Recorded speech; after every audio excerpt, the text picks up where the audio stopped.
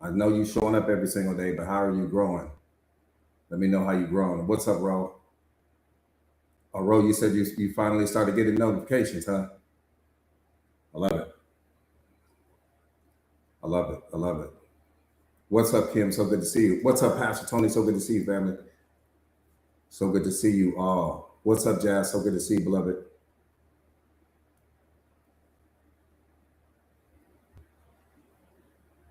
You said, can a woman lose her spark? No, absolutely, no, absolutely not. Absolutely not.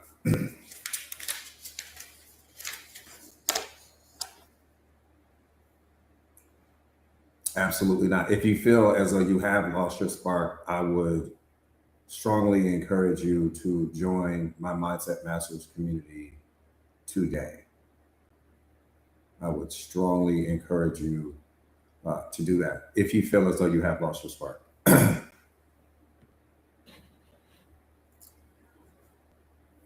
Again, peace and blessings to you all. Peace and blessings to you all. Red, so good to see you. Good morning to you. Yeah, awesome, awesome. I appreciate that, Ro. I appreciate that. Do me a favor, real quick, you guys, and share the live to your stories. If you haven't already done so, share the live to your stories, please. If you haven't already done so.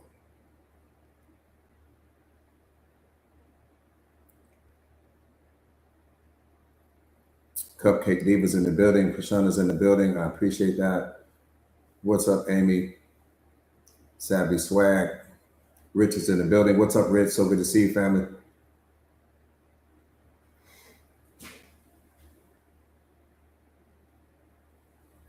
So good to see you all. Happy Friday to you all. Happy Friday to you all. Peace and blessings to you all. What's up, Valerie? So good to see you, beloved.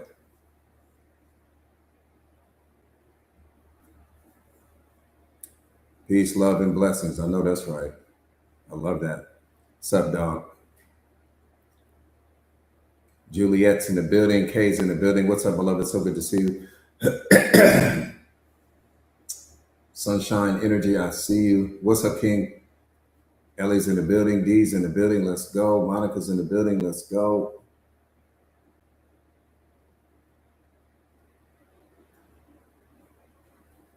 Peace and blessings to you all. I appreciate that. I appreciate that. Peace and blessings to you all. Today felt like a pink kind of day, especially for today's conversation. That part right there, Stephanie, so good to see you, family. DMP. DMP. Again, you guys do me a favor and share the live to your stories if you haven't already done so.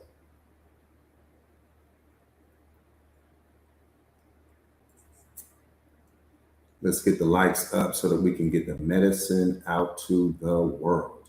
Most important thing in the world.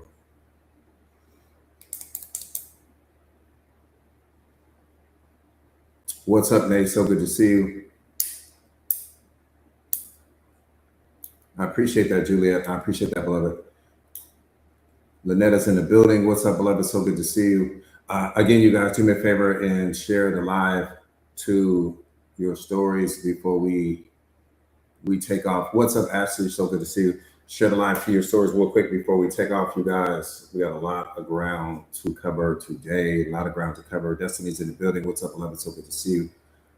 Sabrina's in the building. What's up, Sabrina? Ann's in the building. Let's go. Gina's in the building. Let's go. What's up, April? So good to see you, love. April's in the building. Let's go. Demetrius in the building. Let's go. Quana's in the building. Again, you guys, Reese's Pieces in the building. Share the live to your stories real quick. Let's get the likes up. You guys, so we can get the medicine out. I will do my part. I'm going to crush this live like I always do. Got my Tara in the building. I'm going to crush this live like I do every day. I just need you guys to keep the likes and the shares going so that way we can get the medicine out to the world. Do not be selfish.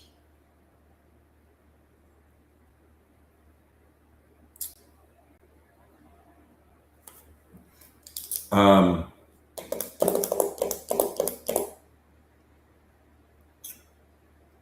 type, excuse me, type me in the comments real quick if this is your very first time.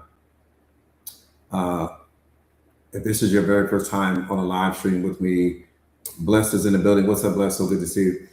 Type me if this is your very first time on a live with me. Very first. Please don't type me if it's not your first time.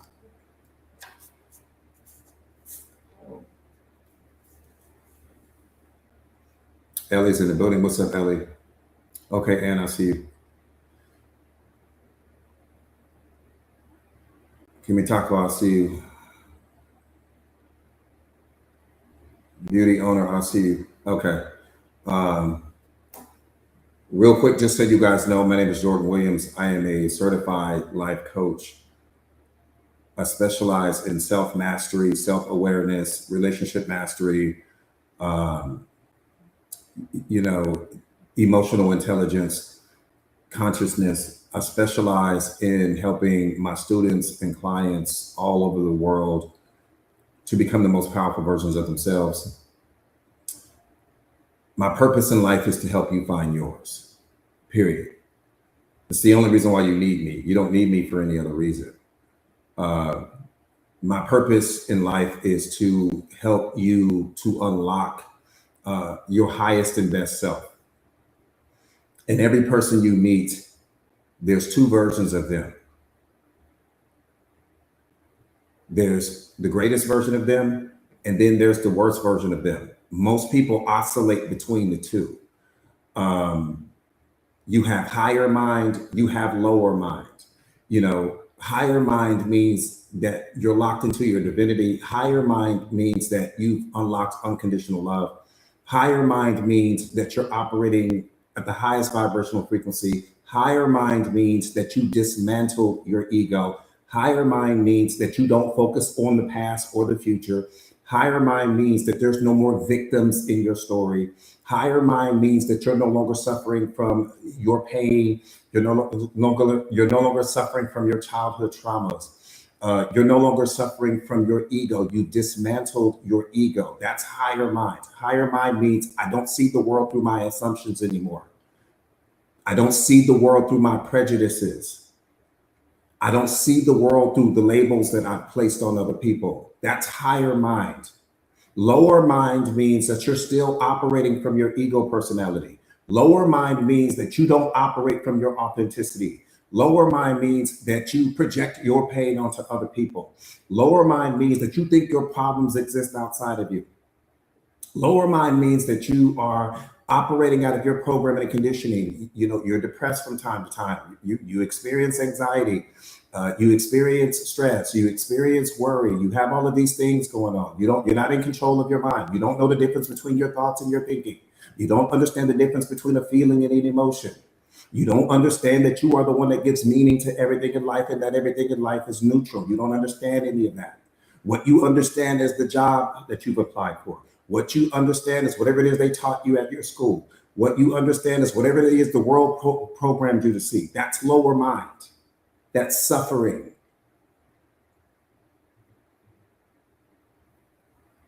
Period. Lower mind means that you are not fully in control of yourself.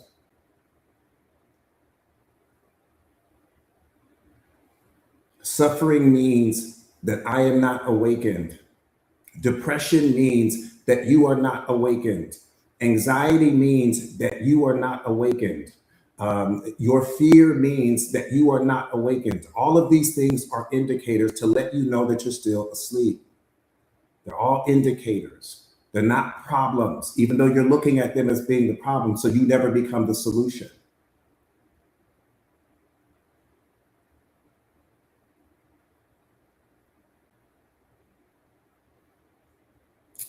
I got people jumping in this live stream already.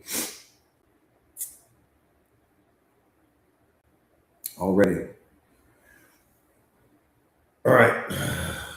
Let's get busy getting busy. So again, that's who I am. I've been coaching for, over 2 decades now. And I've been the secret weapon for a lot of people, just helping people to become the greatest versions of themselves. A lot of those people are on this live stream as we speak, right? I am also the best-selling author of this book, The Secret of Awareness, How Powerful Are You Ready to Be? If I don't do anything else in life, but this right here, I did my job. Let me say that one more time. If I don't do anything else in life, except for what I did with this book, I did my job. I can stop now. What I was designed and created to do, I delivered on. That's what this book is. So if I don't do anything else, if I just stop, I did my job. The billion-dollar question is, have you done yours?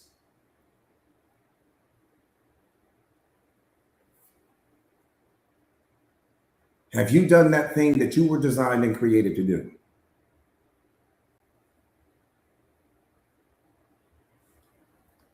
Just something I want you to think about.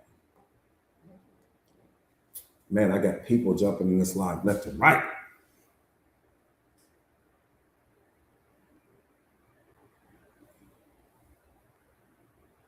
My goodness.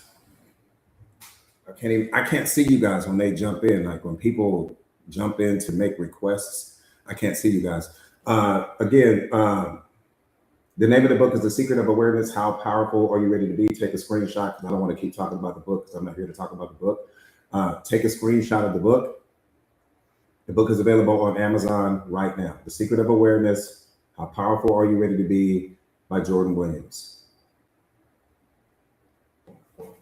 That's it. Enough about that. All right, let's get busy getting busy because we got mountains to climb, as you guys know. We have mountains to climb. Let me tell you what brought you here. Your pain is what brought you here. Your growth is what will make you stay. Your pain is what brought you here, but your growth is what will make you stay. I won't make you stay. Your growth will.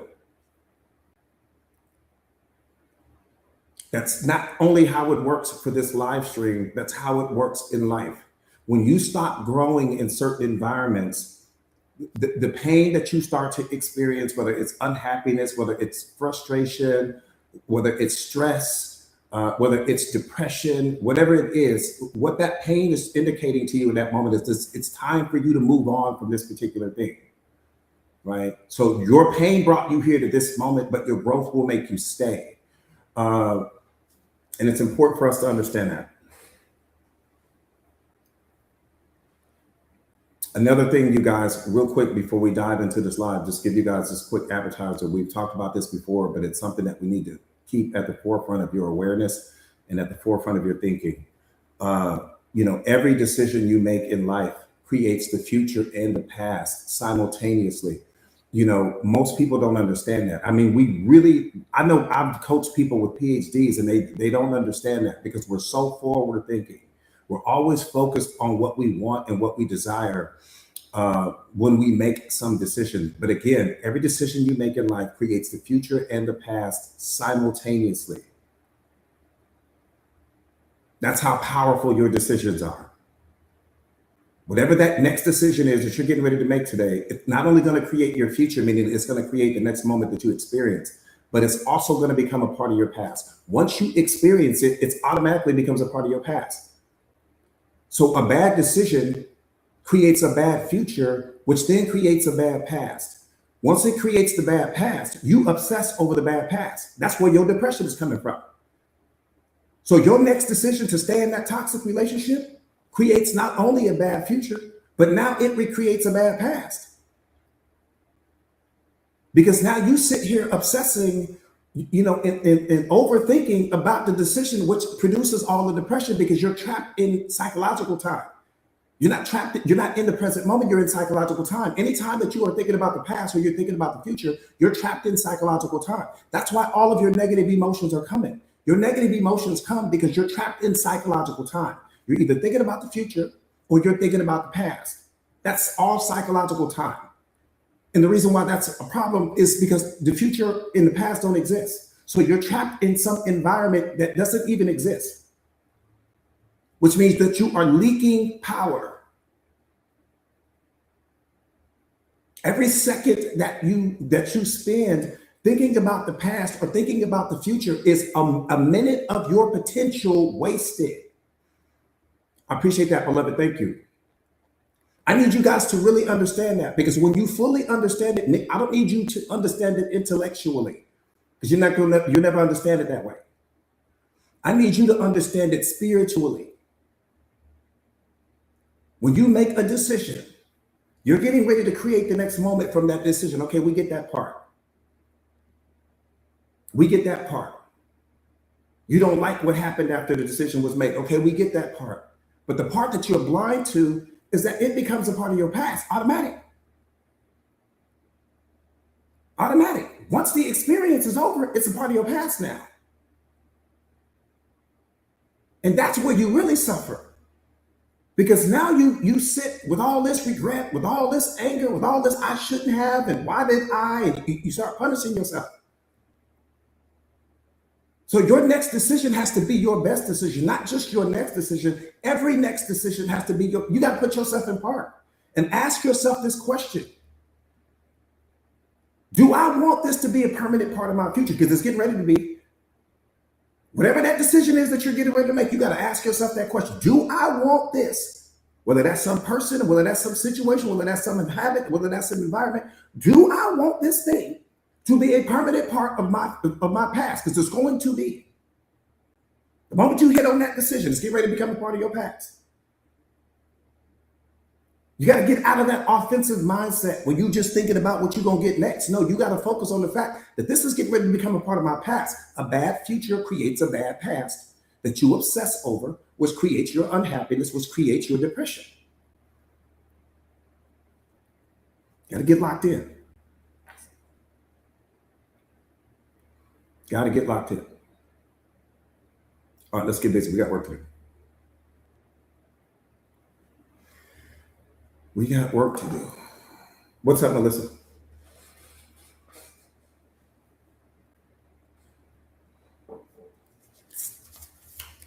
What's up, Elaine? So good to see you, beloved.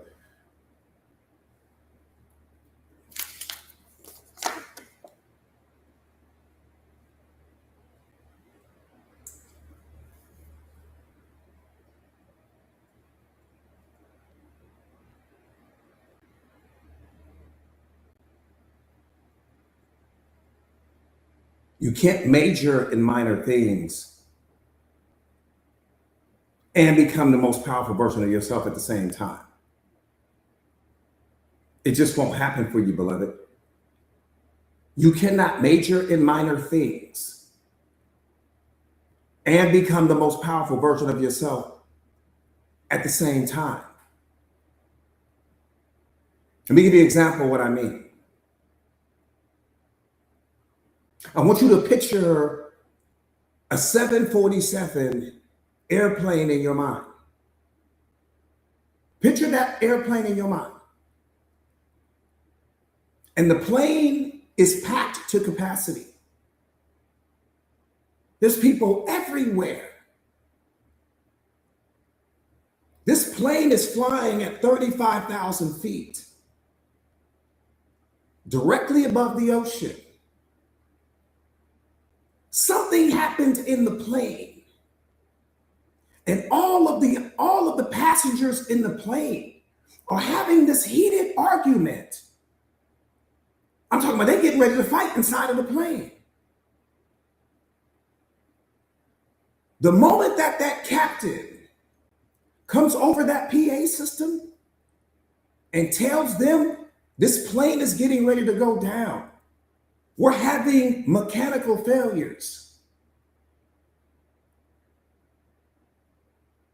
Every single person in that plane that was just in that argument will set the argument down, and they'll start helping each other.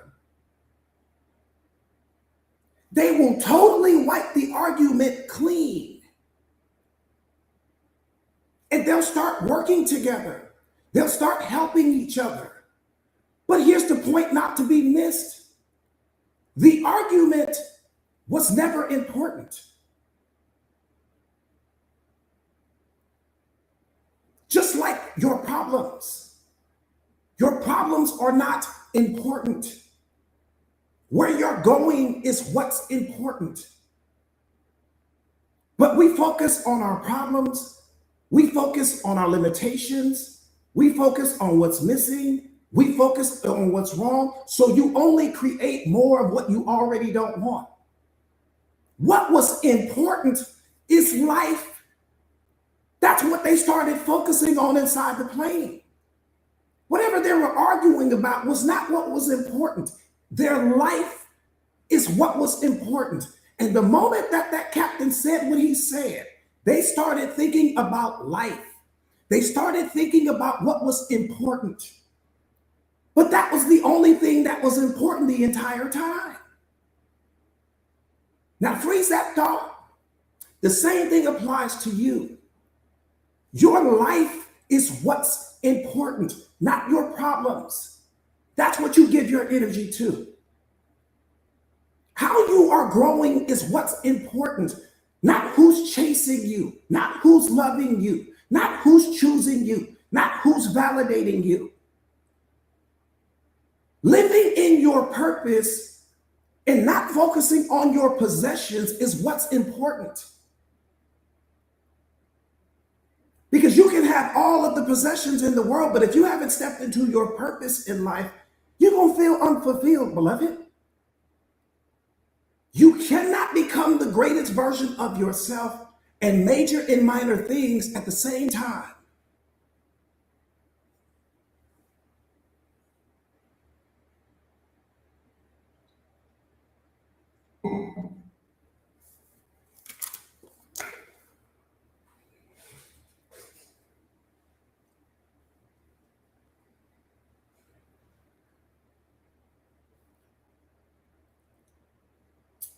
I appreciate that. You got my lighter. I see you.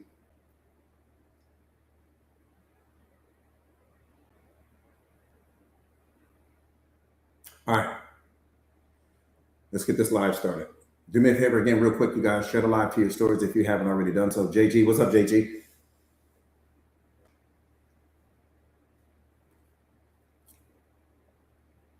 Do me a favor again, share the live to your stories if you haven't already done so. Let's get the likes up, you guys, so that we can get the medicine out. I'm getting ready to crush this live. I'm going to disrespect this whole TikTok. I'm going to shut this whole TikTok down. You guys know how I move. I need you to do your part. I can't tap the screen and talk at the same time. I need you guys to do your part. I'm going to disrespect this live. You can best believe that. You can best believe that because of who I represent. So I'm going to show all the way out because of who I represent. I just need you guys to do your part. That's it. You do your part. I'm going to do my part. We're going to have a powerful relationship. What's up, Tanisha? So good to see you, beloved. Right? I'm going to shut the live down. You can best believe that.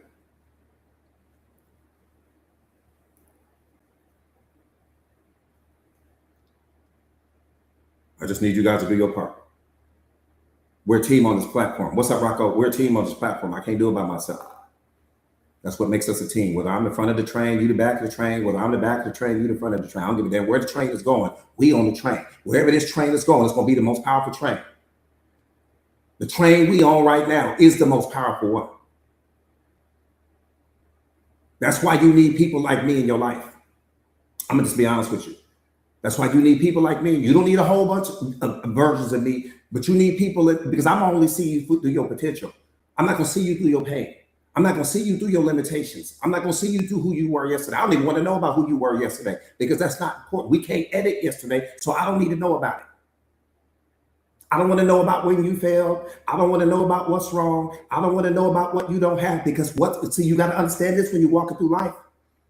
What's wrong is always available, but so is what's right.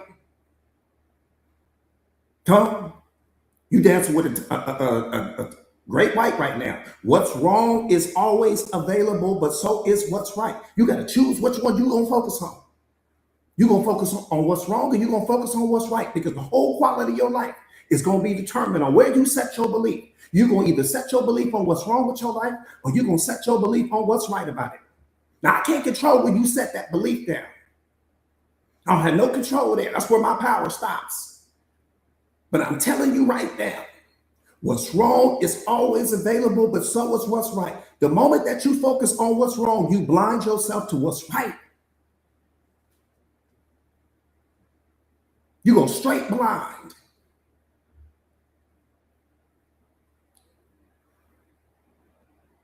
Same thing like chasing two rabbits. You chase two rabbits in life, you ain't gonna catch no rabbits at all, because your focus is scattered. You got to pay attention to where you focused. Don't be like the people on the plane. You sit here majoring in minor things.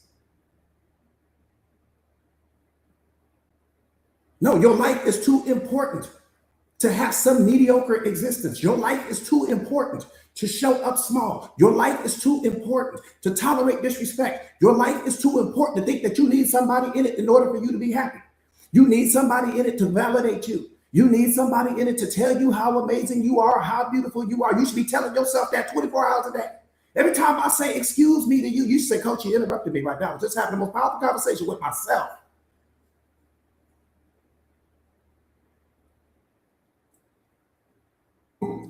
Every time somebody interrupts me when I'm out in public, I was just in the middle of the deepest conversation with myself.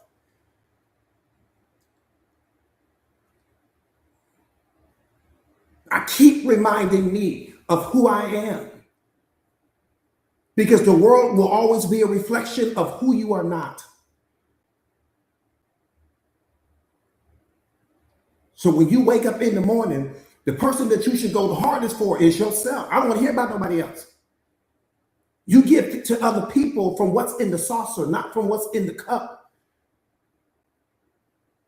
They get what's in your saucer. The cup has to be filled with you. That's not arrogance, it's alignment. That's what God created you for. We so focused on giving the world the best of us, but then you give yourself what's left of you. Now you tired, now you frustrated, you're not chasing your goals, you're not chasing your dream, you're not becoming the most powerful version of yourself, because you didn't gave the best of you to everybody else.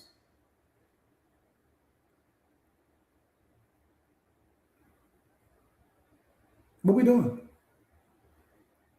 What we doing? Most of you guys think it's selfish for you to focus on yourself. No, that's called self-love. I gotta focus on me, because you don't know who else gonna be there. Person can love you today and fall out of love with you tomorrow. You didn't put all your energy into this person, all your effort, all your best resources, to put your money, to put your time, to put your love. The person gone now. You sit here looking confused.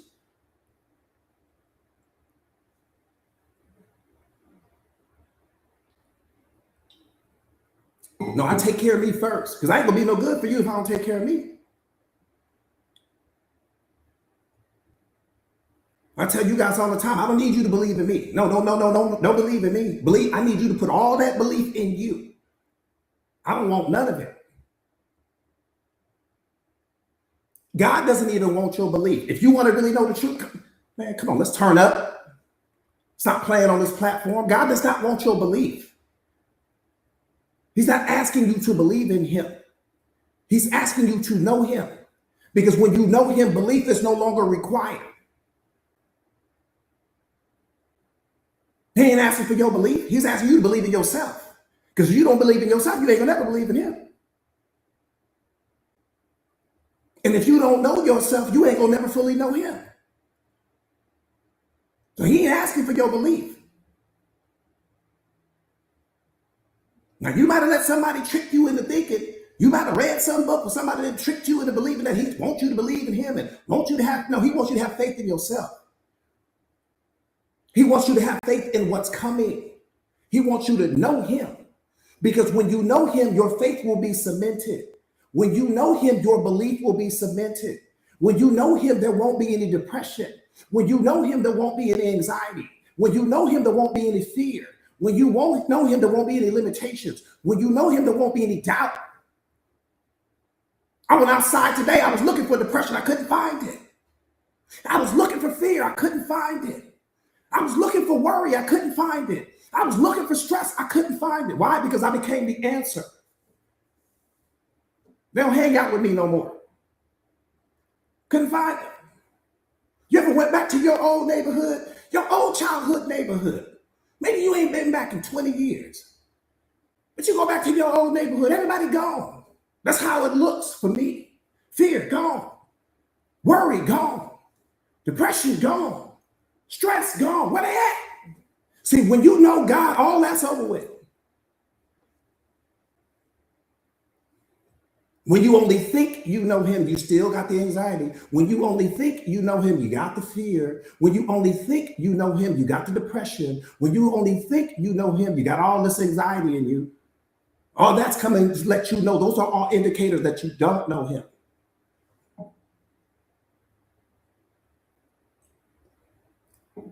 Because see, you've been programmed and conditioned to know somebody else. That's the problem.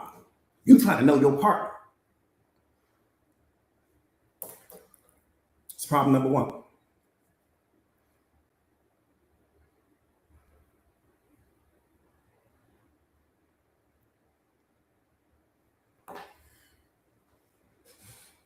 Keep telling you, the baddest thing on the planet is you. The day you chase you and the day you catch you, it's game over.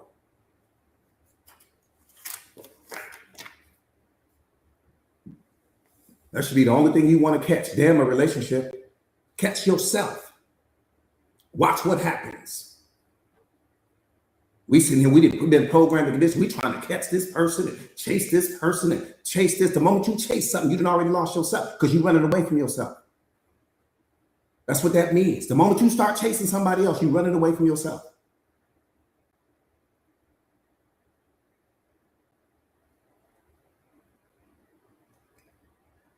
When you catch yourself, you only attract. I promise you, I don't chase anything. I don't chase opportunities. I don't chase money. Those things chase me. So you got to understand, value chases money, right? You know, or money chases value. Value should never have to chase money. When you become a person of value, you won't have to chase money anymore. Money gonna start chasing you. When you become a person of value, you won't have to chase people. People gonna start chasing you. I promise you.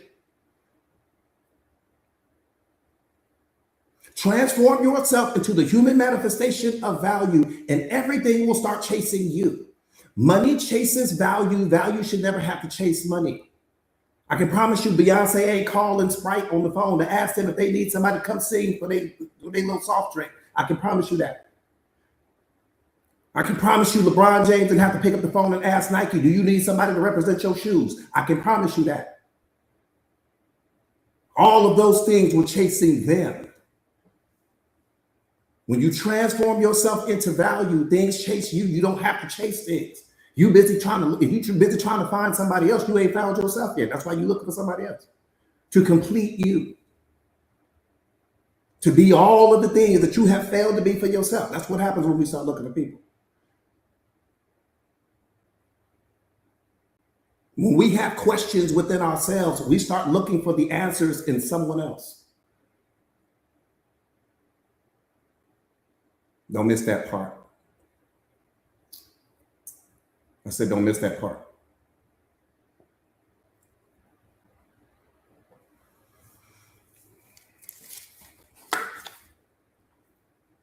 We're just having breakfast right now.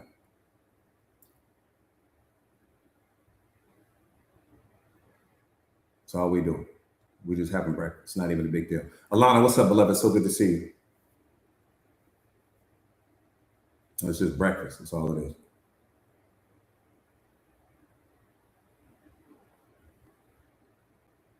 That's all it is. Turning heads. What's up, beloved? So good to see you. That's family right there. I love me some her. All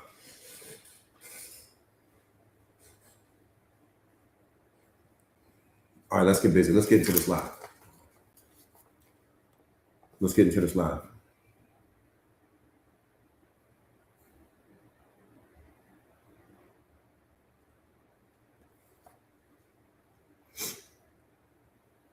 I love you. I love you. Turning heads. I love me some you. I promise you that. You know that. So you know that.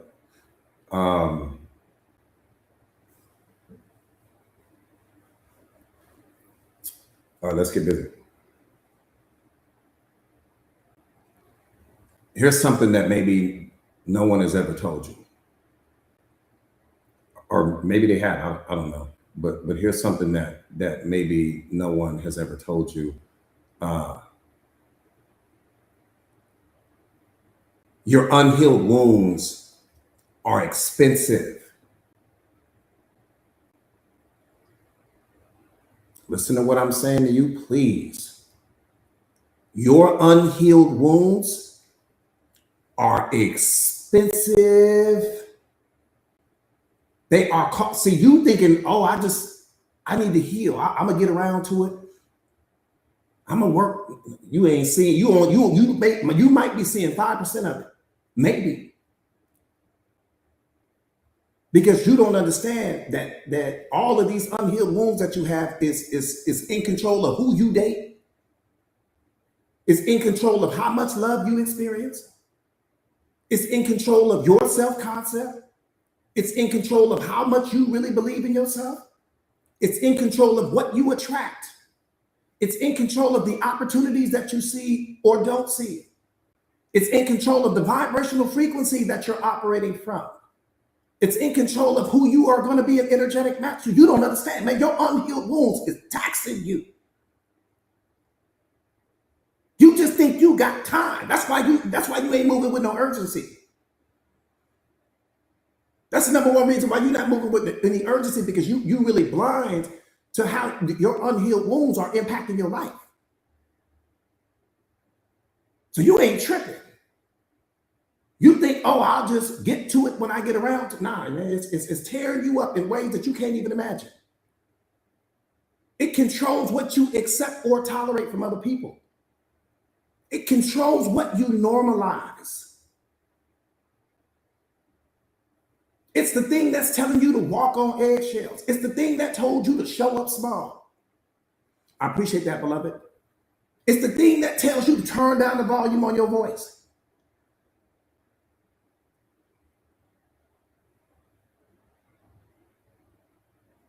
Now, when you look at it through that filter, now you'll start to understand. Cosmic G, what's up, my brother? So one more time, your unhealed wounds are too expensive. And what you refuse to heal, you will eventually pay for.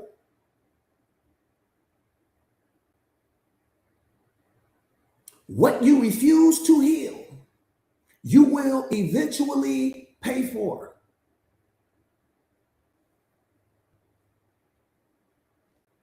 What wasn't healed in private gets charged in public.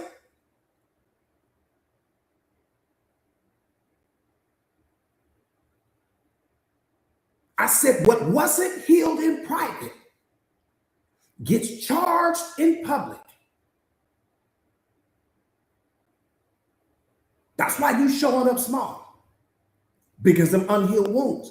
That's why you feeling something in your chest when somebody's saying something, you really want to say something, but just, nah, I ain't say anything. I thought about saying this, and I thought about saying that, and I thought about this, and I should have said that. That's your wounds talking.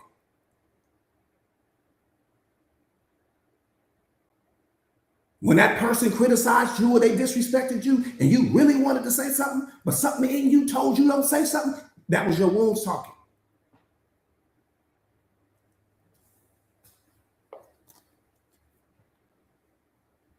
One more time, what wasn't healed in private gets charged in public. Unhealed wounds don't disappear as you grow. They grow with you. So as you become more powerful, they become more powerful. And I'm not talking about when you become more powerful in self-awareness. I'm talking about when you just become more powerful in worldly knowledge, or you become more powerful with respect to you being an entrepreneur, or you becoming more powerful with respect to something that you didn't learn somewhere on social media. So as you're becoming more powerful, they become more powerful. So they like you just going to educate your way out of your wounds. No, as you grow, they grow.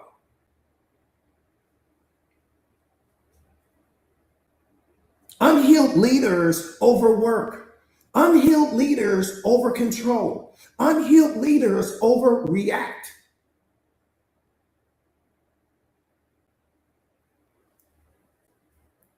Unhealed wounds don't disappear with success. They get amplified by it.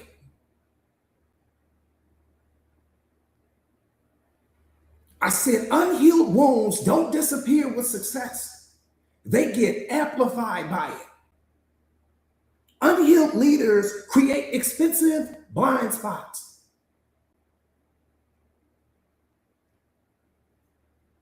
And your family will feel the weight of the wounds you refuse to address.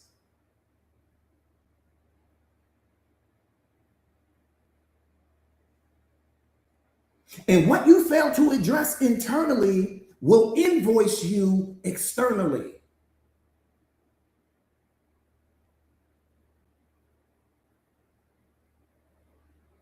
I said, what you refuse to address internally will invoice you externally. Your titles in life may change, but your triggers won't until you heal. That's the problem. We sit here changing all these titles, but your triggers don't change.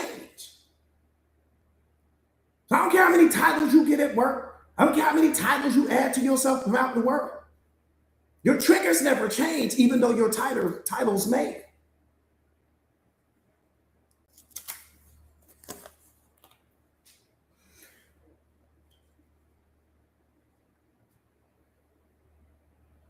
Here's the problem.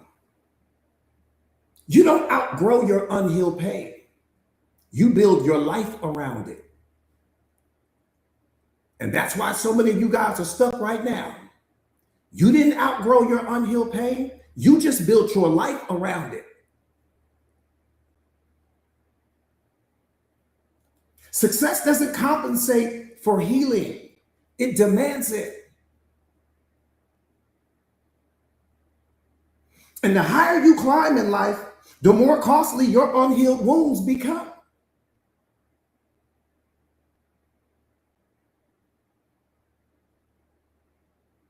Unhealed wounds don't announce themselves.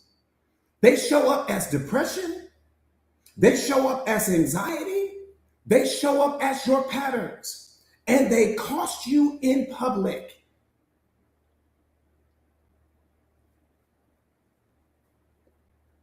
Pressure doesn't create problems.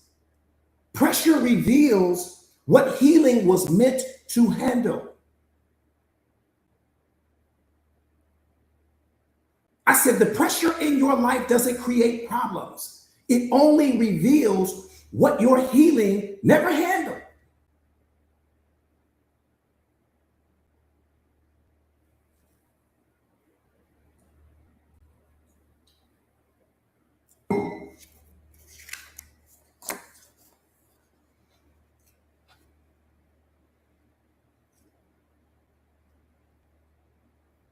I'm getting ready to share something to you that's near and dear to my heart.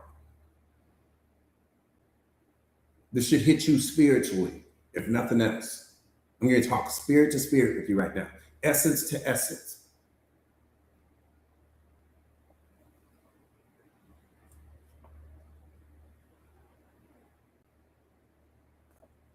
Worry is the assumption that God will fail you.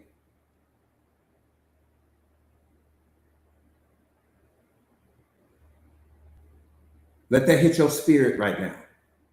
I just need you to sit with that for a moment.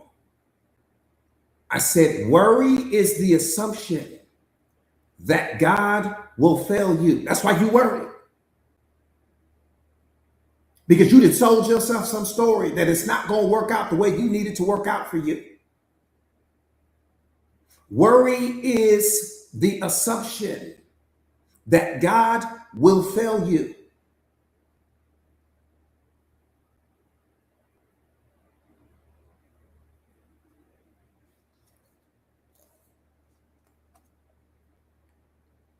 Worry is you rehearsing your future in your mind where God doesn't come through for you. I said, worry is you rehearsing a future in your mind where God doesn't come through for you.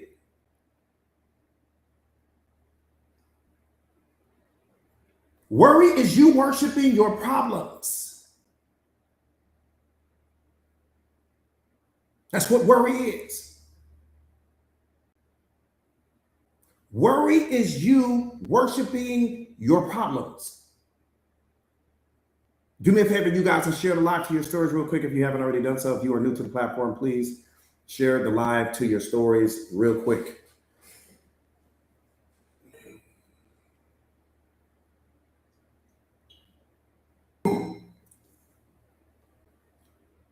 All you gotta do is look at it. I said, worry is you worshiping the problem. All you gotta do is look at it. It's not a mad problem. I promise you it won't take you long if you just look.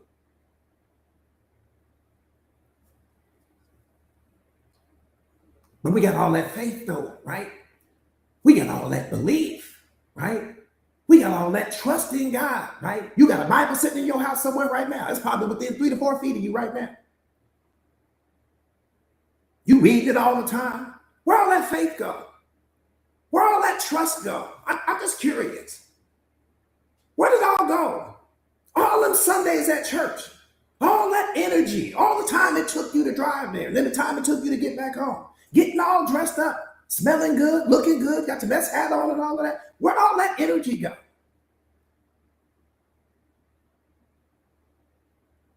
I'm curious now. Where'd all that go? What is it doing for your life? All them Sundays in church, what is it doing for you? If you got all this worry in you, you got all this doubt in you, you got all this anxiety in you, you got all this fear in you, those are all indicators, beloved. I'm not asking you to change your life, and I'm not telling you to stop going to church. I'm just telling you, where's the belief at? Where's the faith at? Ain't that what you're going to church for?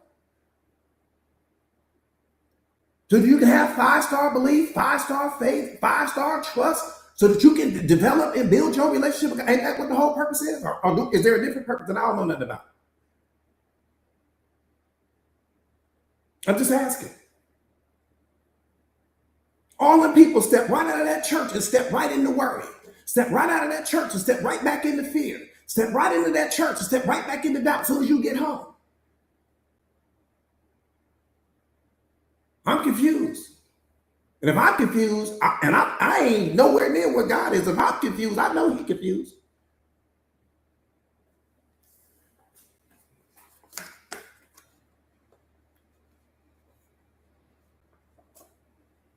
One more time, worry is the assumption that God will fail you. That's what you assuming. That's what you're worried for. You living out of some assumption that something ain't gonna go the way you need it to go for you. You just stepped outside of the present moment where you have no power. You're all in God's lane, because that's what happens when you worrying. You worrying because it's something that you don't have control over. Well, guess what? The thing you worried about is what He controls.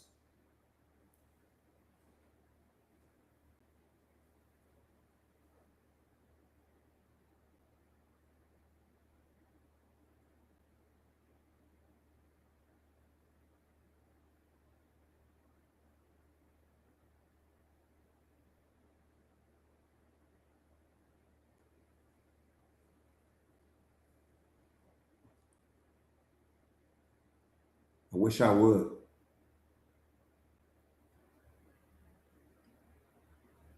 I wish I would. I wish I would. I wish I would. I wish I would. I wish I would.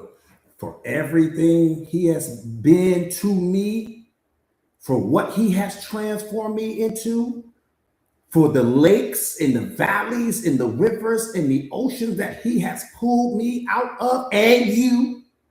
I wish I would doubt His greatness. I wish I would think that He's not going to come through for me. I wish I would have an ounce of fear in me. I wish I would have an ounce of anxiety in me. I wish I would have an ounce of depression in me for everything that He has been in my life and yours.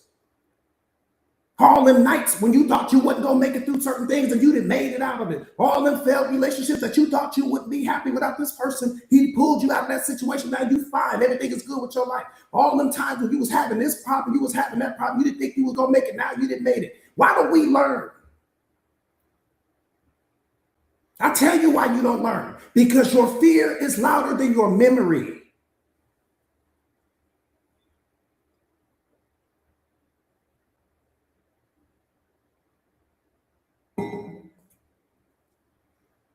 I wish I would.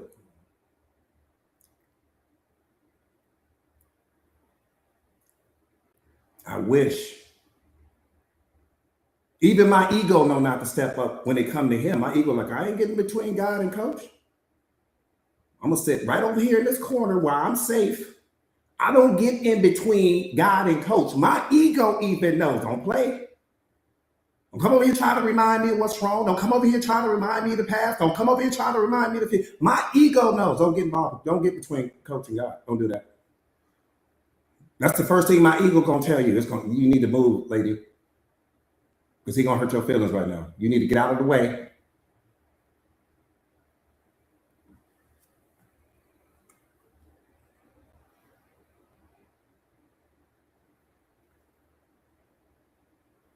I'm just telling you what's real. For some of you guys, he didn't pull you out of some rivers. He didn't pull you out of some lakes. He didn't pull you out of some things. There were some things that you thought you might not have survived, some things you thought you might not have made it through, some things, and you standing on the other side of it right now. But your fear is louder than your memory. That's the problem. That's the problem. We don't remember all of what he done done. He done done so many things for you. You done forgot half of it already. That's how I used to walk through life.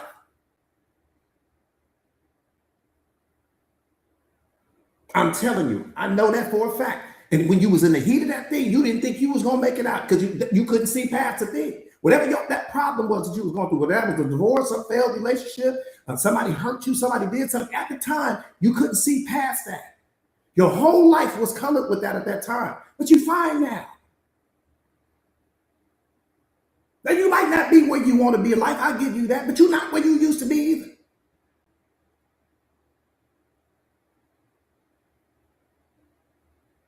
That's disrespectful to his greatness for you to let fear have a seat at the table. It's disrespectful to his greatness for you to let anxiety have a seat at the table. He ain't asking you to change the world. He asking you to change yourself.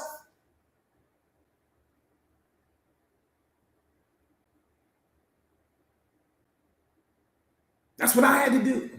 Stop trying to change other people. I had to go change me. The moment that I changed me, I realized I didn't have to change anybody else. I was the problem.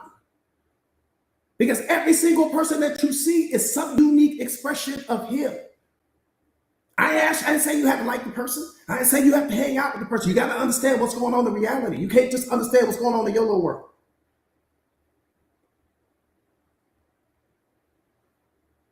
Some people's cakes are still in the oven. Your cake might be out of the oven already, but other people's cakes are still in it, which means that they're going to still project their pain onto you. They're going to still project their suffering onto you. They're going to still project their past onto you. They're going to project things onto you, beloved, because they're not awakened yet.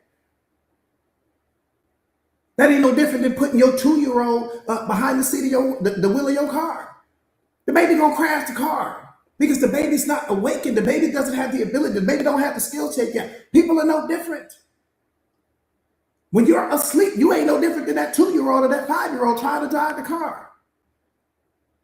You're going to crash into people. You're going to crash into this. You're going to crash into things because you're not awakened yet. That's how God is looking at you. When you're asleep, he looks at you the same way you would look at that 5-year-old trying to drive the car. He understands what's going on. We don't understand what's going on. That's the problem.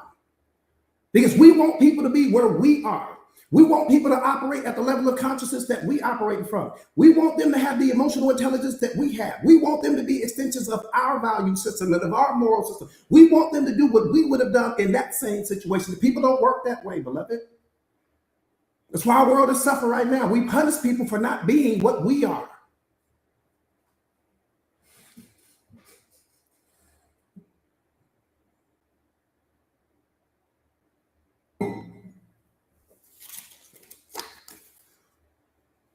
Do me a favor real quick, you guys, share the live to your stories if you haven't already done so.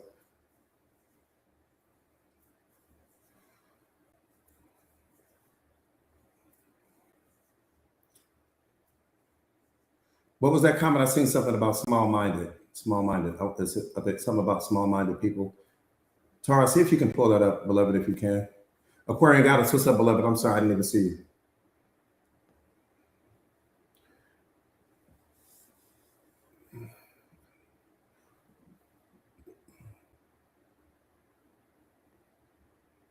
Oh, okay, Shamika, I see what you said. That part, that's true because Queen, what's up? Queen, what's up, beloved? Yeah, that's true because they just they won't be able to wrap their minds around it. But also, you guys, come on, beloved. We missing it here. We're missing it here. We're missing it here. Man, we're missing it here. I don't think you guys see it. I don't think you see it. I don't think you see it. And what you don't see, the world doesn't see. That's the problem. What you fail to see, the world also failed to see because you're just a reflection of the world. I wonder who really sees and understands what I'm saying.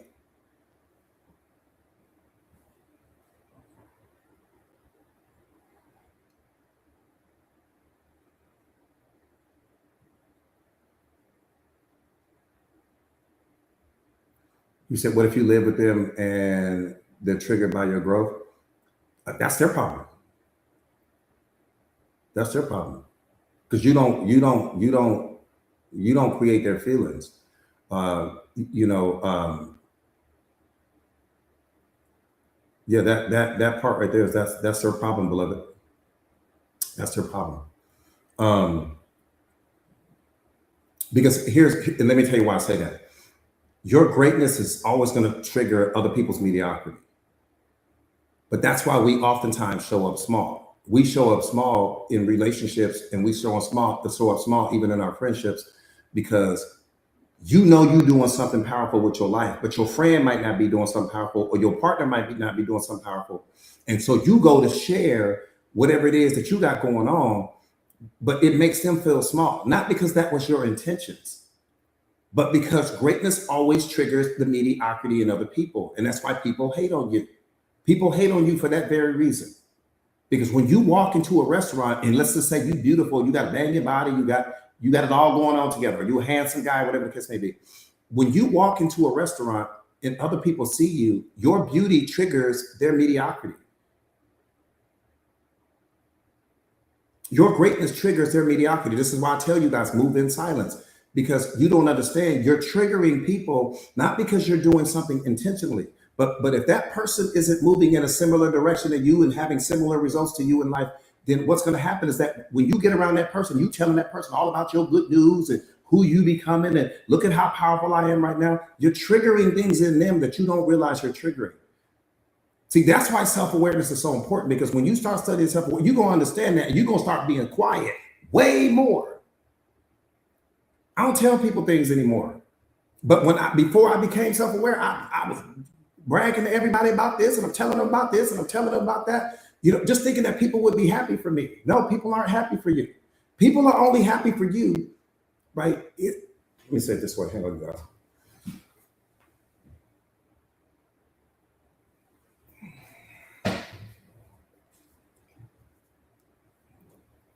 I just don't. I move in silence. I don't tell people anything. I only tell people things that have a growth mindset like me. Or if it's different, if it's your mom or if it's your dad or if it's somebody like that, take all them type of people out, a grandparent or auntie, somebody that you know genuinely loves you unconditionally. Aside from that, I don't say nothing to people. Because I know my greatness is going to trigger your mediocrity.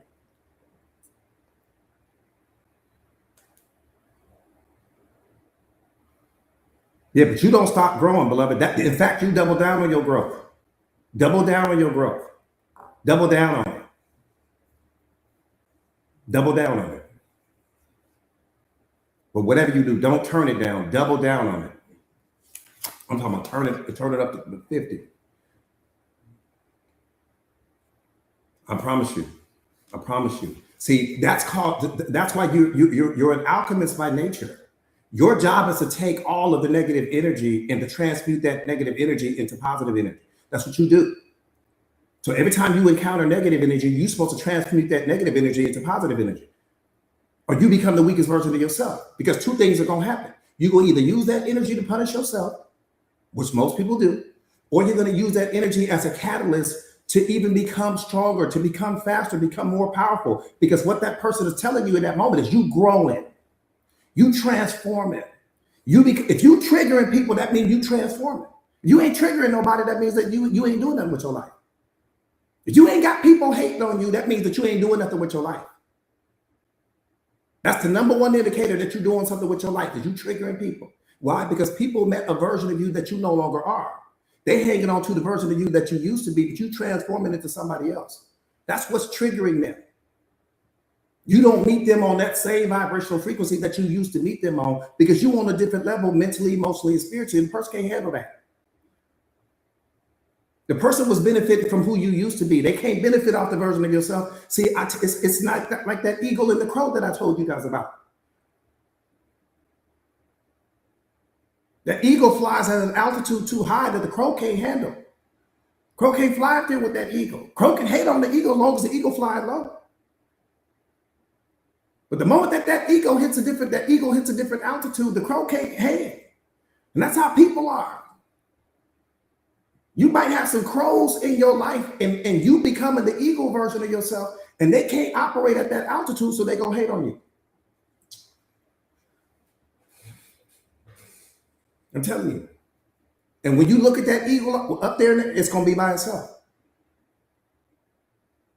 I keep telling you guys, some of you guys are trying to take people to the top with you that don't really even want to see you at the top. We just keeping it real.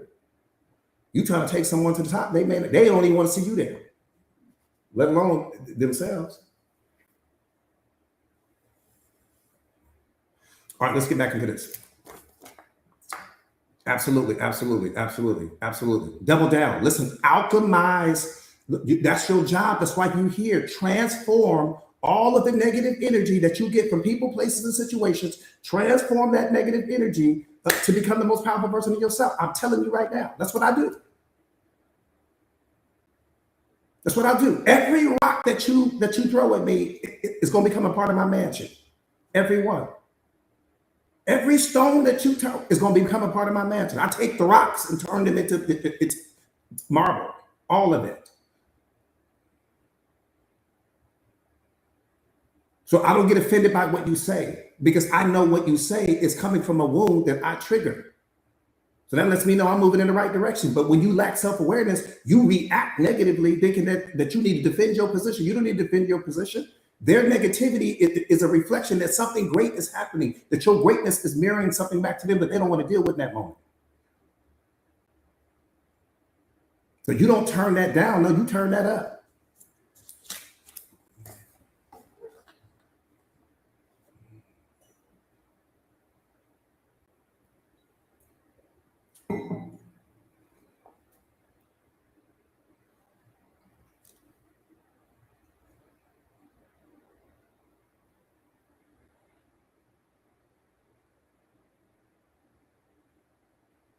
I tell you guys again, the pressure in your life reveals what your healing was meant to handle.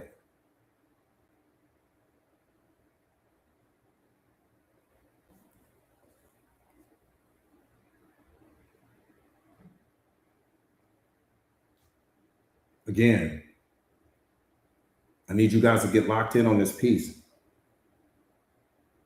Worry is the assumption that God will fail you. That's why you worry. I just need you to sit with that. I'm not asking you to do anything. I'm not asking you to change anything. I'm not asking you to read anything. I need you to understand that. I can't say it enough. I need you to really understand that. All of that anxiety, which is just another form of worry, is just a byproduct of anxiety. It's all the same. Worry is you rehearsing a future in your mind where God doesn't come through for you. Worry is you worshiping your problems. Worry is you magnifying what your fear. Worry is you magnifying what you fear and minimizing what God is. Let me say that one more time. Worry is you magnifying what you fear and you minimizing what God is. So just wrap your mind around that. Every time you question the outcome, you quietly question the one who controls it.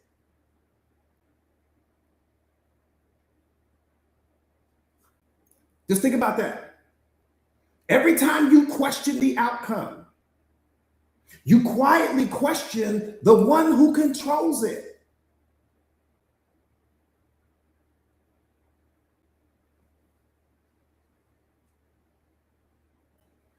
have survived too many things that would have broken the average person. Act like it. Now, I may not be speaking to every single person on this platform, but I know I'm speaking to at least 9 out of 10 of the people. Look at all of the things that you've overcome leading up to this moment that you didn't think you would at the time. Man, act like it. Your fear can never be louder than your faith. Never.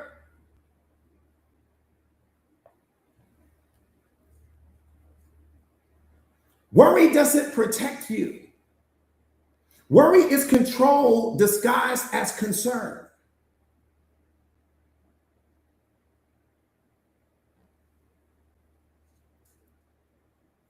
And the more you rehearse failure, the harder it becomes to stay faithful to God.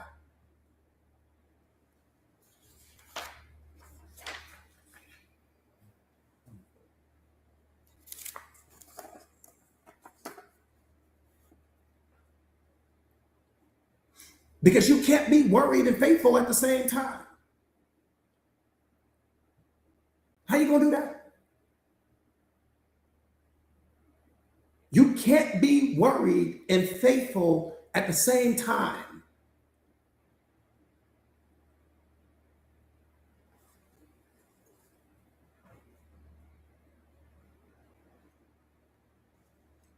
And the problem that you have when it comes to anxiety, when it comes to worry, is that your fear is louder than your memory.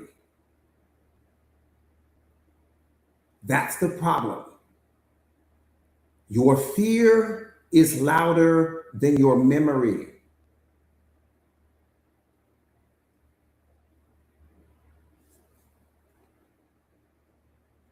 Worry builds scenarios. Faith builds trust.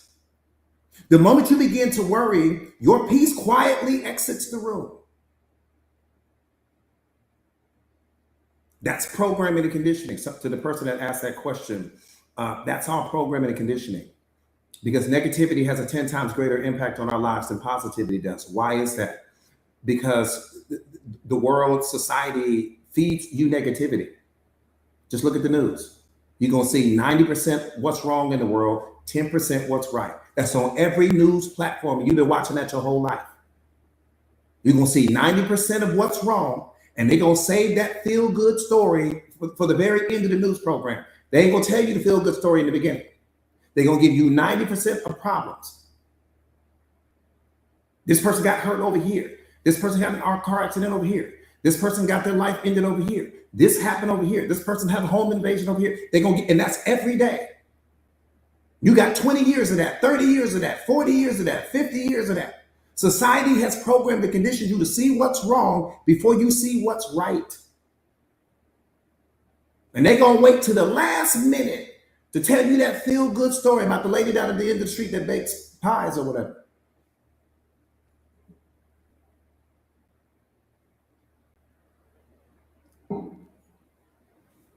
I'm just telling you what's real.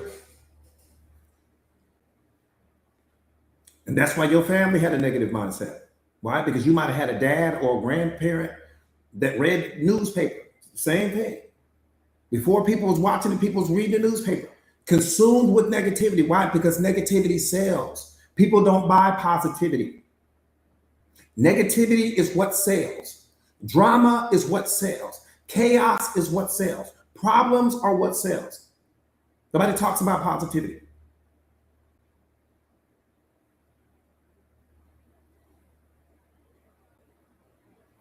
That's why if I was on this platform right now, bashing men, talking about how bad men are or how bad women are, to be 80,000 people in this room right now.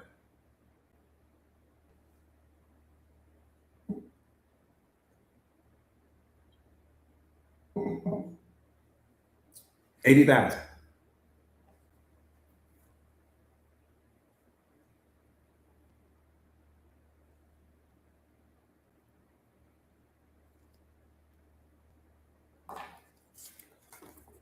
It's all programming and conditioning. So when you walk out into the world, you look at what's wrong. Even when you're looking at people, you see what's wrong before you see what's right in them. Not because you're a bad person, because that's the byproduct of your programming and conditioning. You looking at what's wrong first. That's why self-awareness is so important, because when I look at people, I see what's right before I can even think about seeing what's wrong. I'm gonna see what's right first. But that's because I gotten on the other side of it.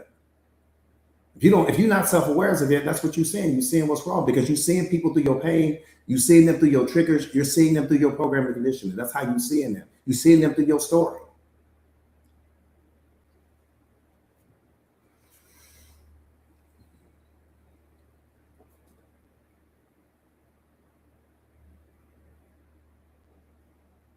And here's what you got to understand about worry. Worry grows where your trust in God has grown thin.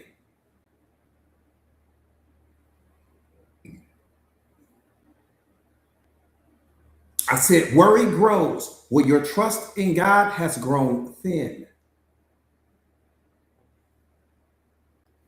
Worry isn't proof that God will fail.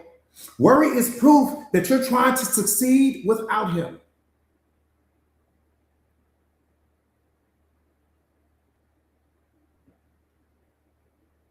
I said, worry isn't proof that God will fail.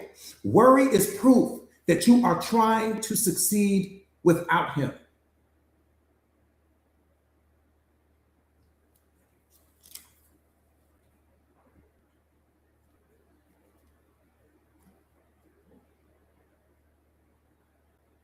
Let me say this to you. I see you, JJ. I see you, JJ. Let me say this to you. God only makes originals. We're getting ready to turn up. He only makes originals, not copies. You cannot be in a healthy relationship with yourself while failing to live from your authenticity. Ain't no way. It's humanly impossible for you to have a healthy relationship with yourself and you're not living out of your authenticity at the same time. That's where all of the problems is coming.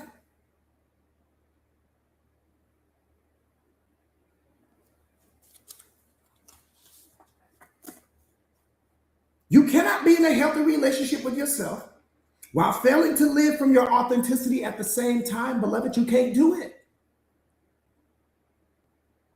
God didn't design you to compete. He designed you to create impact. How can you possibly create maximum impact if you're showing up as some watered down version of yourself? How can you do it? Showing up small does not create impact. Tolerating disrespect does not create impact. Being afraid to speak your truth does not create impact. You don't find yourself by becoming louder. You find yourself by becoming authentic.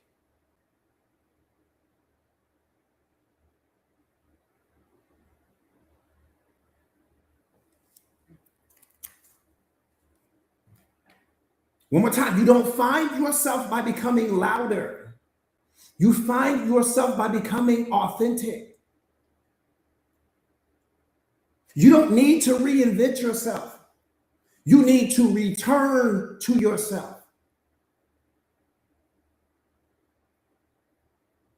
All these people, oh, coach, I'm trying to reinvent myself. No, you don't need to reinvent yourself because nothing is wrong with the original version. We just need to get you back to that version of yourself. The version of you that doesn't show up small. The version of you that doesn't tolerate disrespect. The version of you that's not seeking external validation. The version of you that doesn't need people to clap for you. The version of you that's not looking for somebody to choose you, not looking for somebody to complete you. If we can just get you back to that, we win the Super Bowl. And it doesn't cost you money to get back there. We ain't talking about something that's going to cost you some money. We're talking about something that's going to cost you a decision. That's a decision. To never show up small again. That's a decision. To love yourself unconditionally. That's a decision. To speak your truth at all times, that's a decision. To always bring greatness to the moment, that's a decision. To never tolerate disrespect, that's a decision. To never walk on eggshells for any person because you're afraid of losing the person while simultaneously losing yourself, that's a decision. You don't need no book for that. You don't need me for that. You don't need to climb some mountain to talk to some guru. You don't need to do yoga. You don't need to do anything. You need to make a decision. And the moment you land on that decision, 10 toes down, in that moment, now unconditional love can flow through me. But if I'm showing up small and I'm tolerating things that I shouldn't, I don't speak my truth, I'm not showing up as the most authentic version of myself, I'm at conditional love at best. Conditional love at best.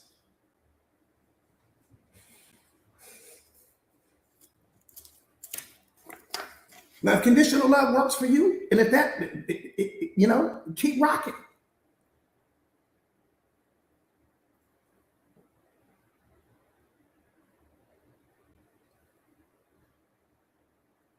God put you here so that you can experience the best. How you going to experience the best if I'm showing up as a lesser version of myself? Because what you don't understand is that your authenticity gives other people permission to unlock theirs. But when you show up wearing a mask, they're going to show up wearing one. When you show up pretending, they're going to show up pretending. But when you show up as the most authentic version of yourself, you give other people permission to be theirs. We've all been around that person. Brock, what's up, beloved? We've all been around that person that you like. I like that person right there. Let me tell you why you said that. Because they were just being who they are. They weren't trying to impress you. I wasn't even there. And I know there's one person in your life that you have met. You've been somewhere. You met this person. You just liked that person because you could tell that they were being authentic.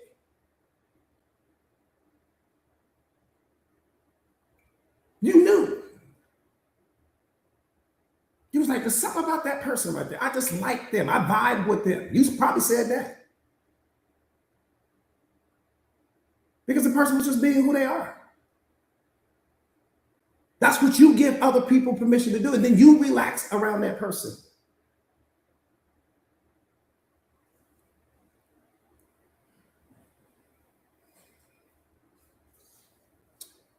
Let me turn your lights on to something that you might be blind to.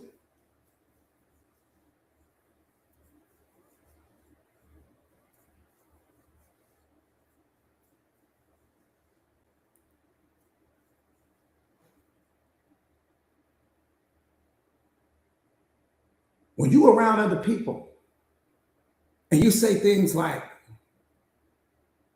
this person seems so calm, or this person seems so relaxed, or, this person seems so authentic, or this person seems so fill in the blank. What you fail to understand is you are the one that's responsible for all of that. Every person that you admire is only that version of themselves because they're around you. See, what you fail to understand, this is why self-awareness is so important. Because what you fail to understand is that people change based upon the environment that they're in. So that person that you said, oh, this person is so cool, or they're so confident, or they're so relaxed around me, or they're so, smart, or whatever it is, whatever the compliment is you pay to that person, you taking yourself out of the equation. You don't understand that you create the environment for that. That person can show up and be confident in that moment because you created the space for that. That person could be vulnerable in that moment because you didn't take their words and weaponize it. That person felt so self-assured in that moment because you don't take their pain and turn it into something, that's some weapon that you're going to use against that person later. It's you, beloved. Ain't got nothing to do with the person. Because that same person that you've given all this praise to is going to go and be around the next person, and they're going to be a totally different version of themselves. And they're going to be a totally different version of themselves is because the energy that the other person brings, you don't bring. See, what you fail to understand is that when you show up to the moment, you bring a certain energy. You give people permission. You're like soil. That's what you are. You're like soil. And when certain people are planted in the soil called you, They get to be more confident. They get to be more loving. They get to be fearless. They get to be excited. They get to be all of those things because they're in your company. They're in a space that you created. They're in an environment that you created, but you giving all the credit to them. That person is not like that with every person that they're around. I promise you. They're like that around you. You give them permission to be all of those things. And then when they go in there surround somebody else, now the next person that they meet, that person may say they're quiet, they're laid back, they're really reserved. They're introverted. The same person that they're saying is introverted is extroverted when they're in your presence. Because you create that space. And self-awareness is so important, beloved. It's so important for me to share this with you because when you lose access to that person, whether you guys fall out or you have some disagreement or you outgrow a person or the person outgrows you, or maybe they just move to the other side of the world, there's no problems at all. What happens is that you give all the credit to them. No, you create an environment for every single person you come in contact with. And based upon that environment, it's going to unlock certain things within that person. That's what I'm trying to get you to understand, beloved. So don't give the credit to them. Give the credit to yourself because of who you are allows them to be the best of what they are. Does that make sense?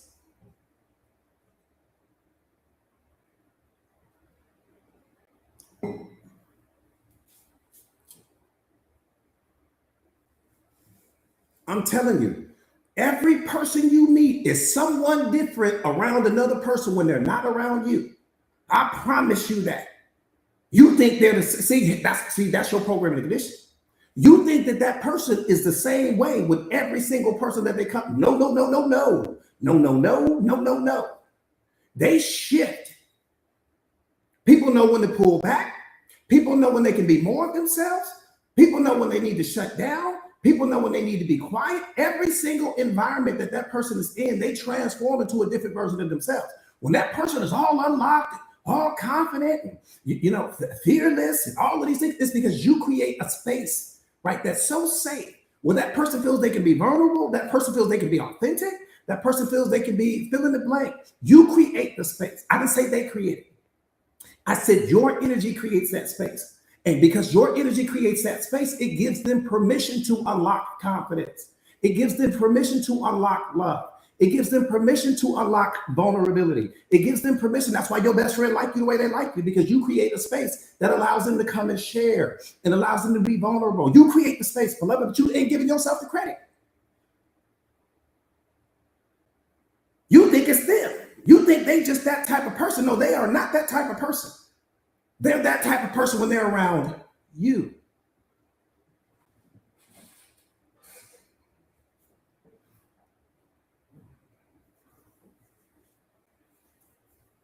Yeah, you the soil.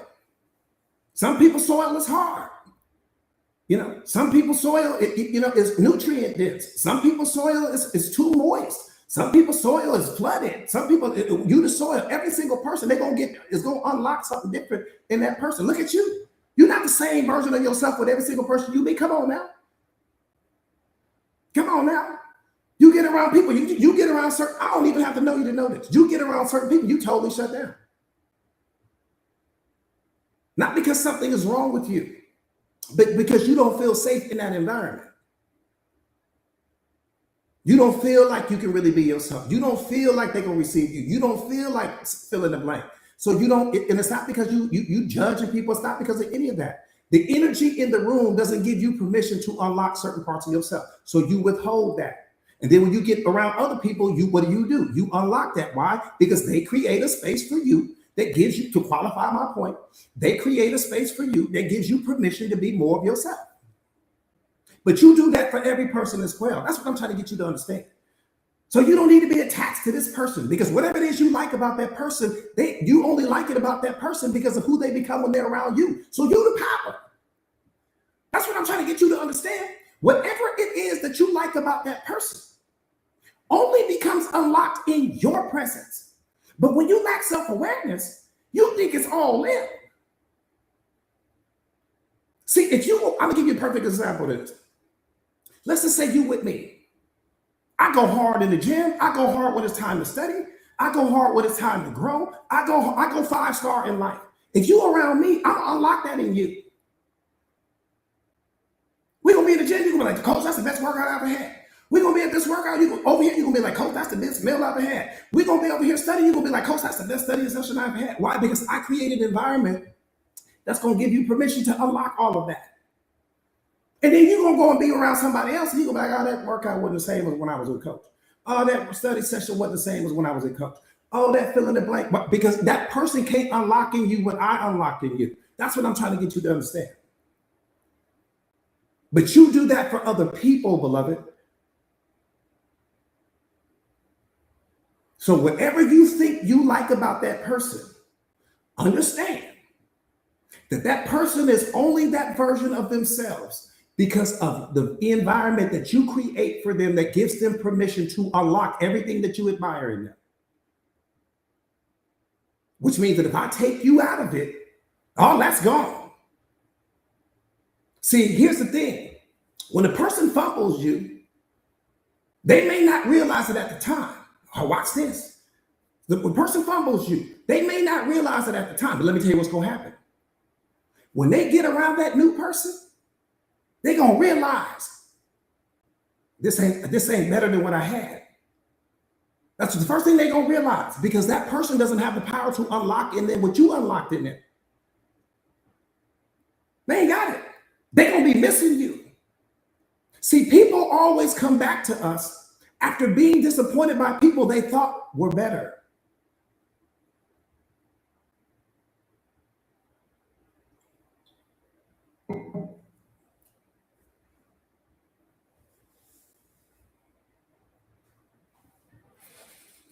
I'm telling you, people will always return to you after being disappointed by people they thought were better. Because at this point that I'm making to you right now, that person won't unlock all of what you had the power to unlock in them. That next person won't do it. Now, because that next person is new, they will make the assumption that it's better, because we always make the assumption that new is better, only because it's new. And because it's new, we place a higher value on it. We always place higher value on what's new. But here's the problem. What's new eventually becomes what's old. So you're going to get used to whoever this new person is. You're going to get used to this new person. And then you're going to realize, I don't feel the same around this person. I don't feel as confident around this person. I don't feel as strong around this person. I don't feel as feeling blank around this person. Now, they won't understand it at the time. That's why I'm turning your lights on. They won't understand it at the time. They won't know none of what I'm telling you. They'll just know that this other person, they don't feel the same around this other person that they feel around you. And they're going to want to go back to that. People will always return after being disappointed by someone they thought were better than you.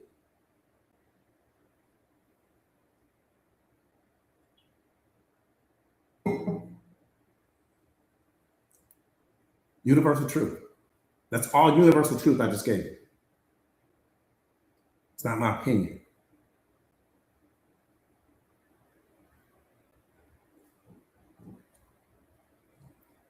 It's not my opinion.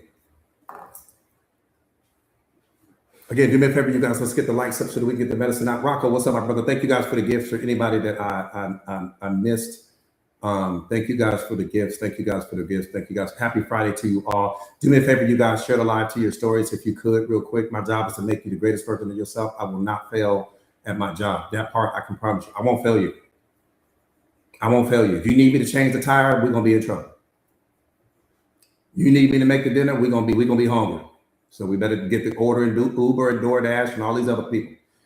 But when it comes to you unlocking your greatness, when it comes to you, I'm the best in the world. I'm the worst at a whole bunch of stuff. I can tell you that now. I ain't gonna do the laundry, none of that. But when it's time for you to have your greatness unlocked, I'm not gonna fail you. Period.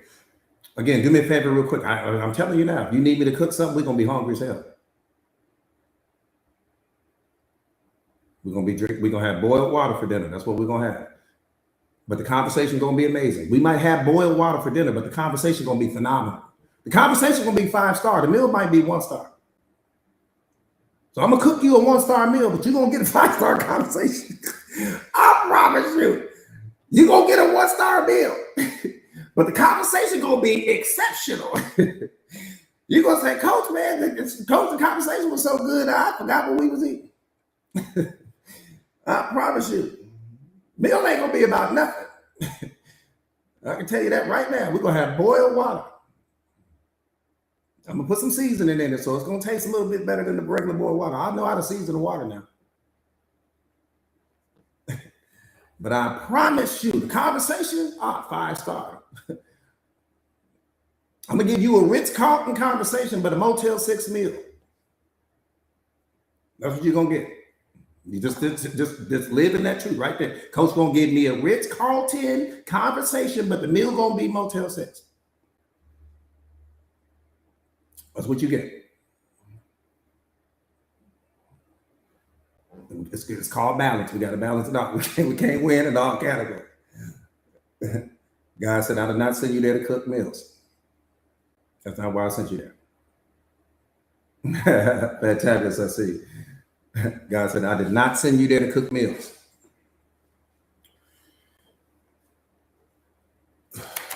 All right. That part right there is all about balance. You got to take the crookeds with the straights in life. You got to take the crookeds with the straights. Come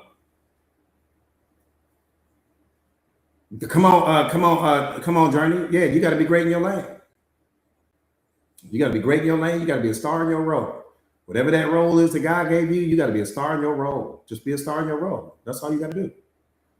I'm just a star in my role. I ain't got no problem telling you I'm bad at a whole lot of things, but I'm phenomenal in the thing. See, that's the thing right there. Come on, beloved. Boom. This is the moment right here. That's the real thing right there. Wherever you great at, see, your humility should come from that. I ain't got no problem telling you I ain't gonna cook the meal. I'm not gonna cut the grass. I'm not gonna do the laundry. None of that. That's humility. That's honesty. But where I'm phenomenal at, I ain't got no problem telling you that. And that's how I need you to move through life. Whatever you are great at, let people know that this is what I'm great at. I'm gonna tell you what I'm not so good at, so you ain't gotta lean on me for that. But when it comes to what you are phenomenal at, man, let the world know that. Don't play it down when it comes to me. If you're the best at whatever it is you do, let me know that. So I know I'm rocking with the best at the time that I'm doing it. That's all I'm trying to get you to understand. We've been programmed and conditioned to think that talking about our greatness and talking about what makes us phenomenal is arrogance or you being conceited or you being egotistical and all that. No, that's false. God put greatness in you. Did he put greatness in you all the way across the board? No, he didn't, because there's some things you might be mediocre at and there's some things you might be great at. But whatever it is you're great at, speak just as loudly as about your greatness as you do about the things that you're not so great at in life. That's humility. That's what humility really is. I'm going to tell you where I'm great at and I'm going to tell you where I'm not so great at. And then I'm going back to where I'm great at again, just in case you may have forgotten.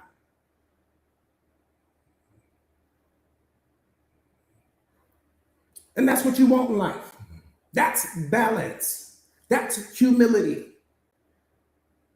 Now, the person that's telling you I'm great at everything I do, now you're being arrogant because you're not great at everything you do. Nobody's great at everything they do. You're going to be great at some things. You're going to be mediocre at some things. You're going to be exceptional at some things. You're going to be mediocre at some things. That's just how life works.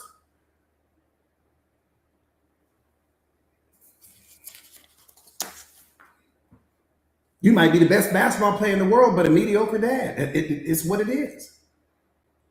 You might be the CEO of this company, but you don't really take care of yourself at the gym. That's just the way the world is. You might be the best mom in the world, but you don't really take care of yourself like that. That's just the way the world is. So again, you got to take the crookeds with the straights. That's humility. But I'm going to let you know what I am the best at. See, but people don't want you to tell them what you're the best at either. See, that means that you got wounds in you. That's the problem. You got to get away from people like that. People that don't want you to tell them, don't want to hear about your greatness, but they ain't got no problems listening to you talk about where you mediocre at in life. Because your mediocre is a reflection of their mediocre, so they don't have a problem with that. You got to get away from them people like that. All you do is sit around and talk about what you good at this. Yeah, you damn right. I'm telling you. What else am I going to talk about? What I'm mad at in life so I can lower my vibrational frequency? I'm just being real. What you want me to tell you about what I'm bad at? I got two things I can tell you about. I can tell you about what I'm good at, or I can tell you about what. Why would I sit and tell you what I'm bad at all day long? And lower my vibrational frequency. Have me all stressed out.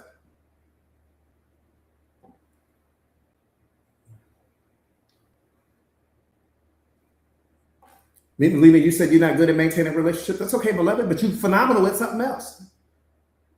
That's all I'm saying. That's humility right there. Coach, I ain't that good at maintaining relationships. Cool.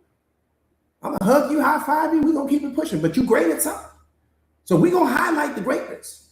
We ain't gonna focus on the relationship part. We're gonna highlight the greatness. The relationship part will take care of itself because that's what self-awareness is gonna do. That part will take care of itself. See, the beautiful thing about self-awareness is that whatever your weaknesses are, it'll convert your weaknesses into strengths over time. Now, over time, you ain't gonna do it overnight, but over time, you'll get to it. You're fine. That's humility. What she just said, Coach, I think, I'm not the best in the world at maintaining relationship, but she's phenomenal at something else. And that's what I'm gonna let her, when she around me and we gonna focus on where you are phenomenal, where you are great. We're gonna spend 90% of our time focus on that. The other 10% we'll spend, converting whatever that weakness is into a strength, and then we're gonna keep rocking. And that's our business. We ain't gonna tell nobody else about it. Don't nobody else need to know it. All right, boom, let's get busy getting busy. Let's get back into our live, y'all. Let's get back into this live. Yeah, but that's real. That's real humility, beloved. Right? That's real humility, and that's how you serve it to a person.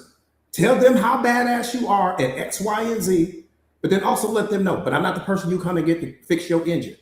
I'm phenomenal with this over here, but I'm not the person you come and get to do your taxes. I'm phenomenal with this over here, but I'm not the person you come and get to cut your grass. Right? So that way you're giving them balance. You're not just giving them greatness, because you got to understand your greatness is going to trigger their mediocrity.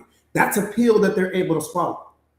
I'm phenomenal at building houses, but I'm not the person you come and get to cook the meal for you. Right? So that way that you're giving them balance. But if you just like, I'm great at this, and I'm great at that, and I'm great at this, and I'm great at that, all of that's going to trigger their mediocrity. That's all I'm saying.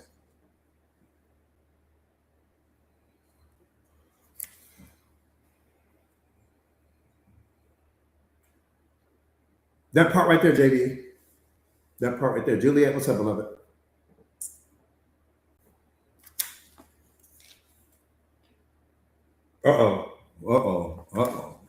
We get ready to go to the bottom of the ocean. Let me give y'all some time to put your seatbelt on. We get ready to go to the bottom of the ocean. Do me a favor real quick, you guys, before we get started. Mr. Magic, what's up, Mr. Magic? Mr. Magic Mode, so good to see you. Happy Friday to you. Because that part right there, beloved. That part right there, beloved. That part right there, beloved. That it's okay to not be good at everything. Pin that up there for me, please, Tara, if you could, beloved. That part right there, beloved. That part that needs to be on the. I'm telling you right now, we need to put that on a t-shirt. We might retire next year. We can just get that on the t-shirt, because that's the truth. That's reality. That's humility. That might be the most humble thing I've ever heard anybody say. Because it's true, right? You guys need to write that down. You need to write that down. Everybody on this platform right now, you need to write that down, and you need to remind yourself of that every single day. When you having your coffee, you need to be thinking that thought. When you drinking your tea, you need to be thinking that thought. When it looks like your relationship is getting ready to fall apart, you need to be thinking that thought right there. It's okay. It's okay. We're so hard on ourselves because we're trying to be perfect at everything. It's okay to not be good at everything. It's okay.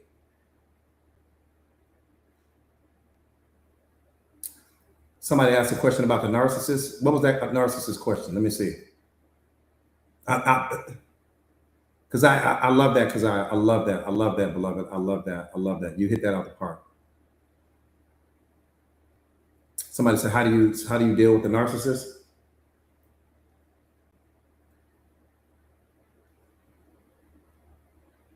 You really want to know the truth? Do you really want to know the truth? You might not be ready for the truth. I don't know. Everybody don't want the truth. We think we do. We think we do. Everybody doesn't want the truth. I learned that a long time ago. That's why I don't tell it to everybody, because everybody doesn't want the truth. Here's the truth, beloved. That's right there. That's the best answer in the world. What she just said, leave. That's where we start. But here's the truth. Here's the truth.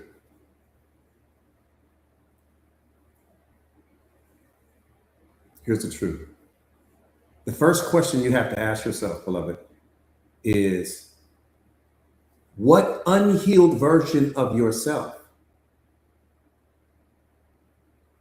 attracted that person to you to begin with?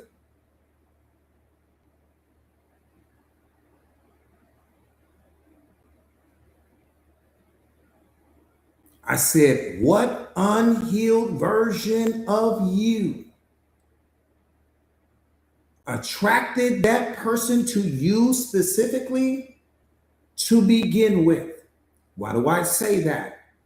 Because we meet people on the same level of psychological wounds that we carry.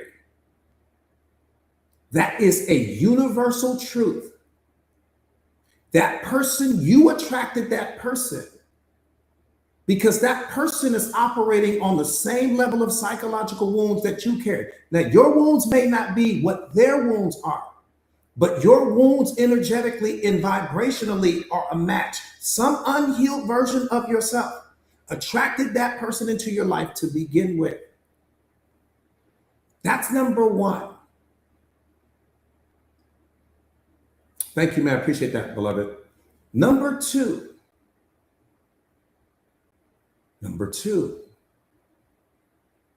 there's no such thing as a narcissist. These are all man-made terms and man-made things that people have come up with. These are man-made labels that people have come up with. God does not look at people through that filter. When you talk about the narcissist from a self-awareness perspective, what you're really talking about is someone that carries a lot of pain, someone that has a lot of childhood trauma, someone who is not emotionally intelligent, someone who is not self-aware.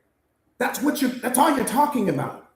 Now, you can place any label on that you want, whatever makes you comfortable.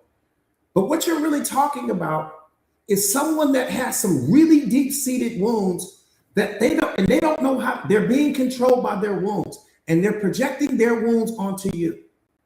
But everyone does that before they are awakened, before they become self-aware. Everyone does that. The narcissist just does it at a deeper level. Why? Because their wounds are so much deeper than the average person's.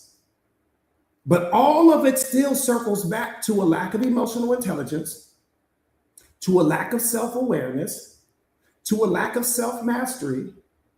And it also leans back to, and we still got to go back to, what was it about you that attracted that person to you to begin with? Which unhealed version of you convinced you to stay in the relationship with them? Which unhealed version of you convinced you to accept the behavior? Which unhealed version of you told you to stay when it was time to go? The moment you realized they was a narcissist at that very first moment, which version of you told you to stay? Because the moment that person teaches you or shows you who they are, in that moment, you should have been out. And it doesn't matter what label they carry. See, that's the problem. We say, oh, it's my mom, or it's my dad, or, well, coach, it's my sister, or coach, it's my brother, or coach, it doesn't matter the labels. Labels keep you blind. That's why you don't ever see people through labels, because labels keep you blind. You're focusing on the label, but the person doesn't live up to the label that you placed on them. For example, you might call that person your husband, but they don't act like one. You might call that person your wife, but they don't act like a wife. But you're looking at them through the label. So that's keeping you blind, because it's keeping you from ignoring the behavior. So that's step one. What unhealed version of you attracted that person into your life to begin with? That's where we have to start, because if we don't start there, we'll never get anywhere. It doesn't matter what's coming out of them. What matters is what convinced you to stay in that environment after you seen it the first time. Because something kept you there.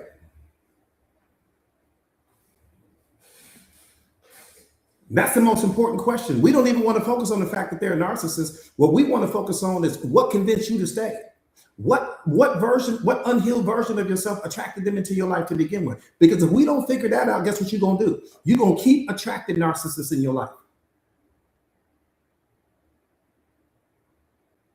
The next person you meet is going to be a reflection of the person that you walked away from. They will be wearing a different face, but they will be carrying the same pain. Because you don't understand that that person comes into your life to reflect your pain back to you. See, that's what and if you keep running from this relationship and running from this relationship, I'm telling you, what you think you're going to attract a 5-star person after you were just in a relationship with a narcissist? It doesn't work that way. You were in a relationship with a narcissist because that person came in wearing the face of your pain. Every single person that you call a narcissist comes in wearing the face of your pain. Every single person that you says has red flags in them comes in wearing the red flags that you carry within yourself. What are the red flags? When you show up small, that's a red flag. When you tolerate disrespect, that's a red flag. When you don't speak your truth, that's a red flag. When you walk on eggshells, that's a red flag. And then people come in wearing the face of all of those versions of you.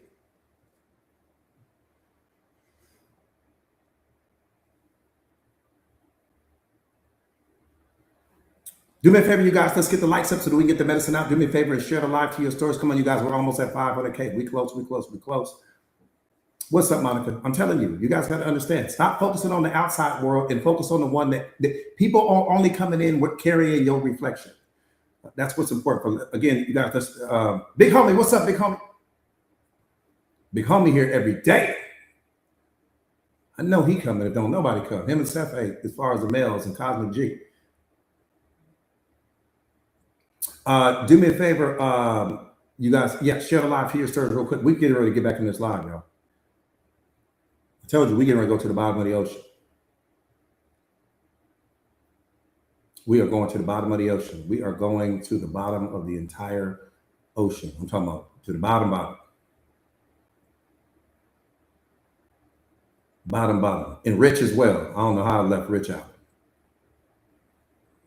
And Sir Presley, that's another one. I'm just talking about the males. Again, you guys, celebrate the males. Celebrate the males. You guys are seeing the males. Celebrate the males. Before I get into this next piece, celebrate the males, ladies. Celebrate the males. Sir Presley, thank you so much. Pastor Tony, another one. Celebrate the males, you guys. Celebrate the males that are putting in the work every single day. It's hard, you guys. It's hard. T-Band's another one. He another one. Celebrate the males. Celebrate the males, because we need that. We need that positive reinforcement from the women out there. You know what I mean? Thank you guys so much for the gifts. All right, boom. We're going to the bottom of the ocean. We only got $2 worth of gas money, so we might not make it back to the top. But we're gonna go to the bottom.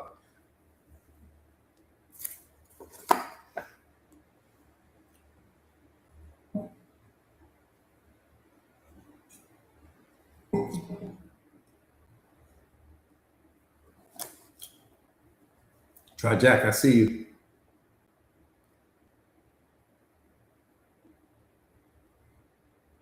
See, but that's how we create a healthy culture. That's how where everybody is celebrating everybody, and the women are celebrating the men for putting in the work. The men are celebrating the women, for putting in the work, and not only that, again, that next relationship that you want for your life, you want it to be with somebody that's put in the work like you. You don't want to be in a relationship with somebody, where that person isn't willing to grow and all this work you didn't put into yourself, transforming yourself and all of these other things like that. And you got somebody that don't want to grow, don't want to evolve, don't want to change, don't want to deal with their pain, their wounds and all of that. They want to project it onto you. Nah, Can't do that anymore. All right, let's go. Let's get busy getting busy. Paulina, what's up, beloved? So good to see you. Jalen's another one. Jalen here every day. I left him out.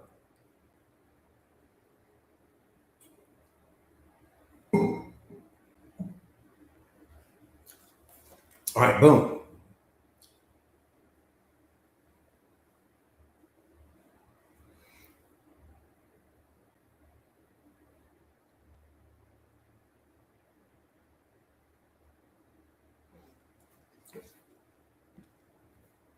Let me start this off with a question. Again, do me a favor real quick, you guys. Share the live to your stories if you haven't already done so. Please, I appreciate it. If you're new to the platform, welcome to all of the first time and last time listeners. Quick question. Type me in the comments if you consider yourself to be an asset. If you consider yourself to be an asset, and I'm talking about a real asset. Don't just say it because your ego is telling you to say it right now.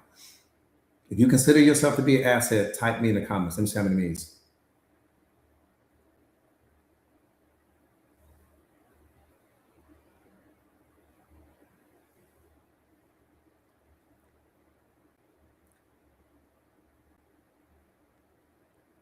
Got it. Got it. Got it. Got it. Got it. Got it. Got it. Got it. I love it. I love it. I love it. I love it. I love it. Love it. What's up, Nicole? So good to see you, beloved. Got it. Boom. All right. Here's what you have to know as the asset that you are. When you're an asset, Wendy, I see you, beloved. When you're an asset, you have to limit access to you.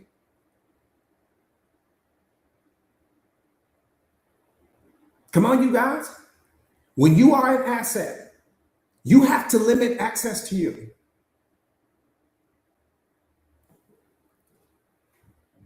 If they can't assist the assignment, limit their access to you.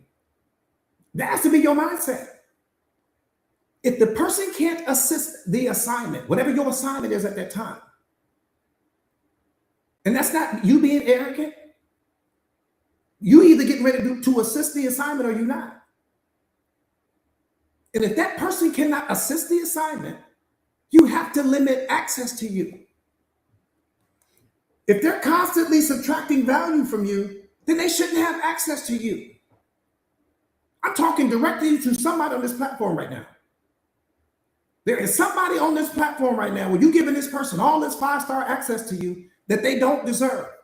5-star, you giving them this Ritz-Carlton experience, but they're giving you Motel 6 energy, Motel 6 love, Motel 6 respect, Motel 6 appreciation. But you're giving them this whole Ritz-Carlton experience.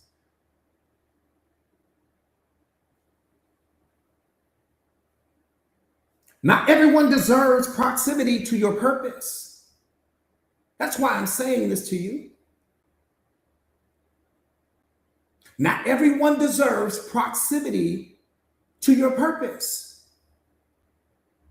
Your inner circle determines your outer ceiling.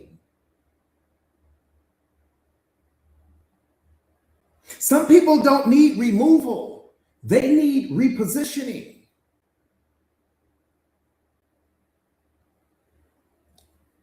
Because the wrong access will depreciate your value. The higher your calling, the tighter your circle has to be.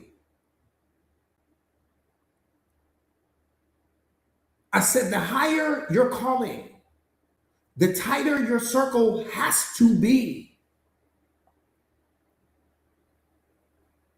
High capacity leaders cannot allow low capacity access. You got to write that down. I said high capacity leaders cannot allow low capacity access. High capacity leaders cannot allow low capacity access. No. Write that down. You need to have that everywhere in your house.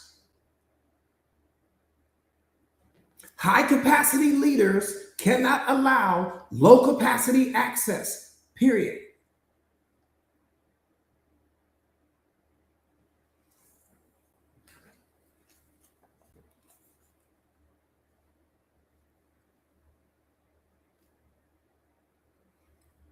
That part right there, Tara.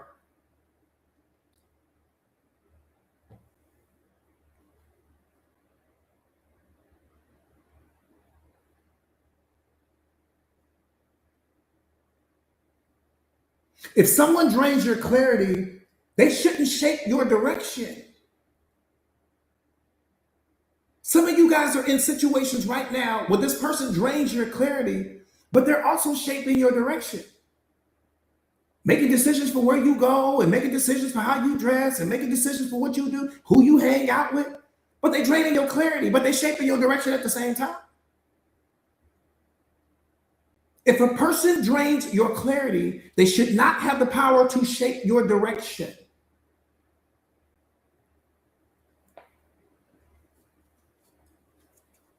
Access to you is access to what's behind you and access to what's in front of you. Let's put the car in park right there. I don't want you to ever miss this. When you give a person access to you, see, this is why self-awareness is so important. When you give a person access to you, you're not just giving them access to the current version of you. You're giving them access to what's in front of you, and you're giving them access to what's behind you at the same time. That's a whole lot of access. For them to be this to be some low capacity person, but you this high capacity person. The moment you give someone access to you, you're not just giving them access to this version of you. You're giving them access to the future version of you, and you're giving them access to what's behind you all at the same time.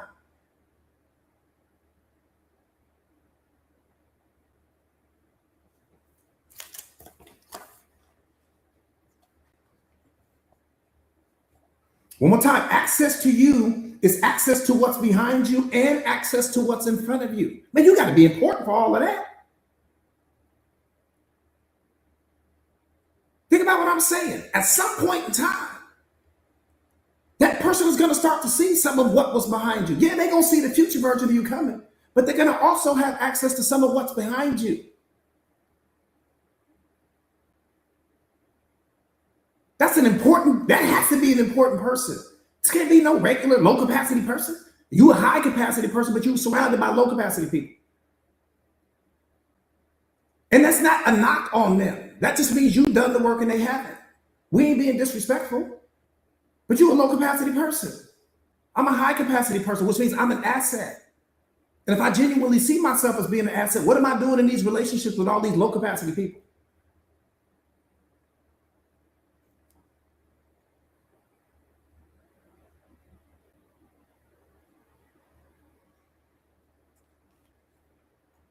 People who are liabilities create environments that become liabilities.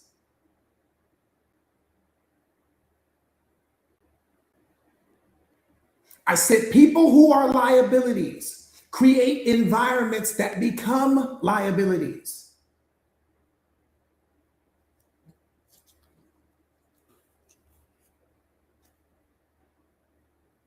Which means that your environment requires alignment, not attachment. D, you said, say it again, beloved.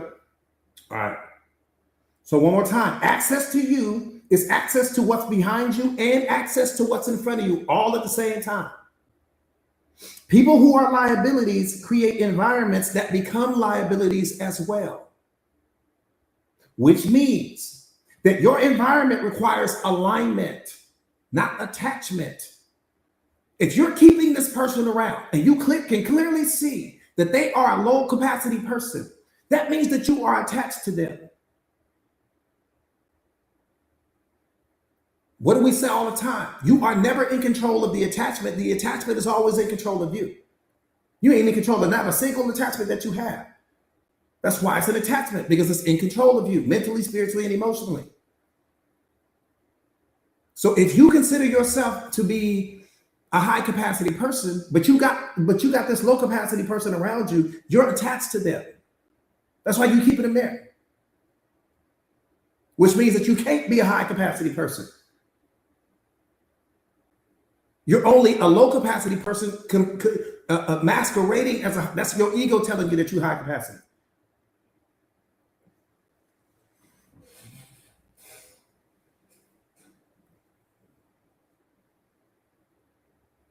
Alignment, not attachment.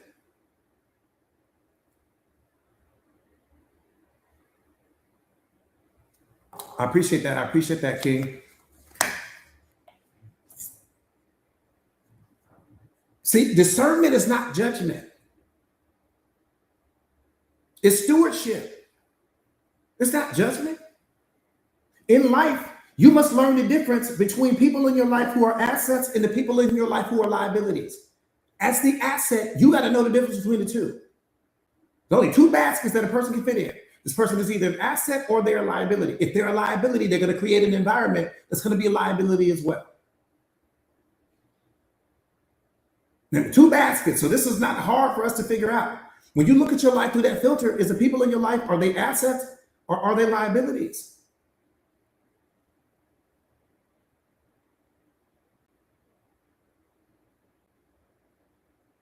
See, assets add an incredible amount of value to your life. Number one, the asset is going to add an incredible amount of value to your life. It ain't gonna be no confusion, ain't gonna be no misunderstanding. I know that I'm an asset to my community, to when I show up to you guys on social media, for you guys here on TikTok. I know I'm an asset because I'm only bringing value to the moment. I'm not taking value away from the moment, I'm bringing value. Okay, so you look at everybody through that filter. Now, they may not be bringing the level of value that I'm bringing, but they may be bringing it in some other capacity. That's what I'm saying. I'm not taking anything from you. You walk away better than I found you. That's value. Some of you guys are in a situation where you walk away from the conversation feeling like a weaker version of yourself, feeling like a lesser version of yourself. You're not as strong as you were when you walked in. Well, that's a problem.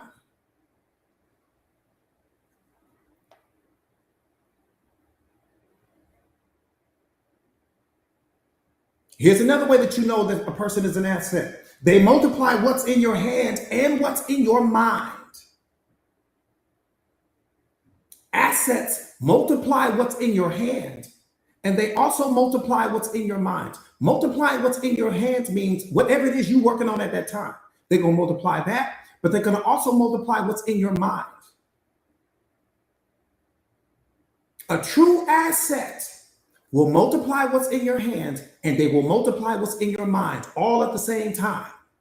That's what you're looking for.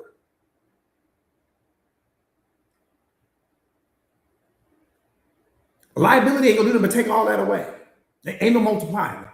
That's why they're a liability. You're not being multiplied at all. They take it away from what's in your hand, and they're taking away from what's in your mind. You walking around confused. You walking around stressed out. You walking around questioning whether or not the person still loves you. You questioning whether they want to be with you. You got all these questions in your mind.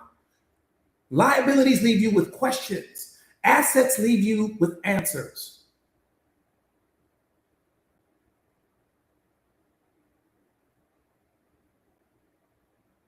That's how you know.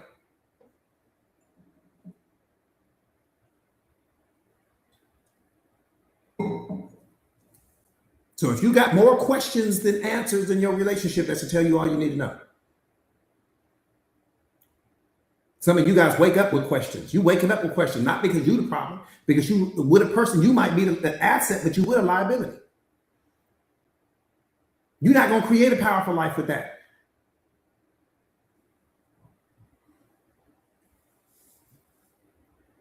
I'm just telling you that now.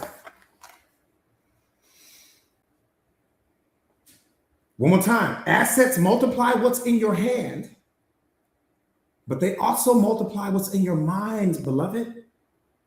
You want people like that in your life. Here's the problem. Liabilities lie about their abilities. That's how they got you. Liabilities lie about their abilities. That's how they hooked you. Telling you all these things that they can do. I'm this type of person over here. I'm that type of person over there. Right? You bought it. But then you suddenly start to realize, well, now you're none of the things you said you were. Liabilities subtract from your peace. They keep you confused. They quietly drain the value that God placed in you. Some of you guys have the value that God placed in you slowly being drained by this liability that you're waking up next to every day.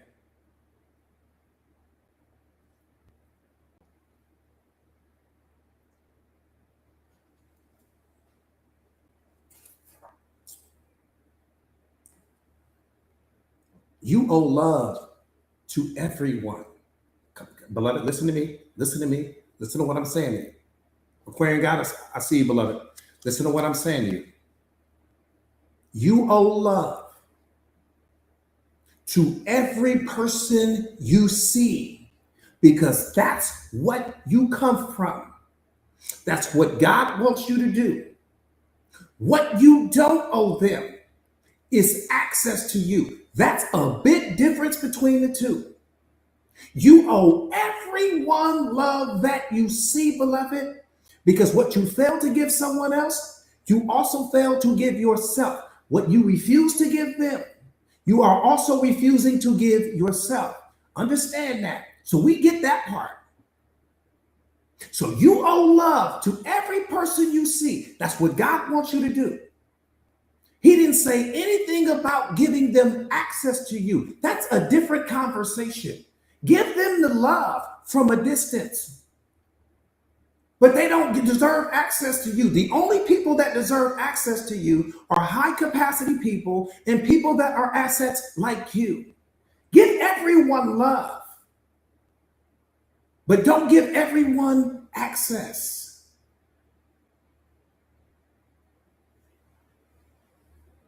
You see the difference? I'm gonna love you all day long, but I can love you from over here. I'm not gonna give you all this access to me.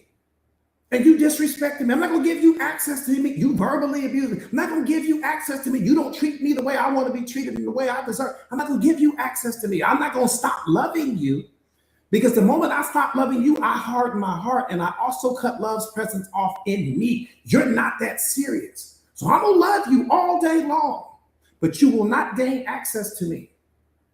That's the difference. That's all I'm trying to say. So you give love to everybody, beloved. I didn't say to some people, because whoever you refuse to give love to will also block the love in you. If you refuse to love people unconditionally, unconditional love won't be in you, only conditional love, because that's how you love it. You love this person over here, but you cut it off with this person over here. You love this person over here, but you shut it out with this person over here. So that's what's going to be in you. Whatever you give in the world is also what's going to be in you. So you love everyone, but I'm just not going to give you access to me. But I'm going to love you because I'm going to never stop loving me. Because the moment that I decide not to love you, I also decide to stop loving me in that moment. Because I cut off the source.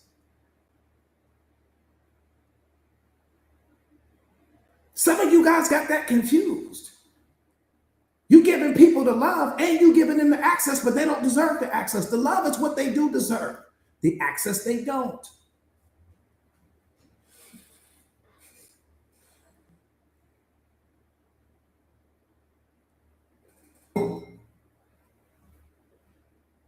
You see it? Stephanie, you see it?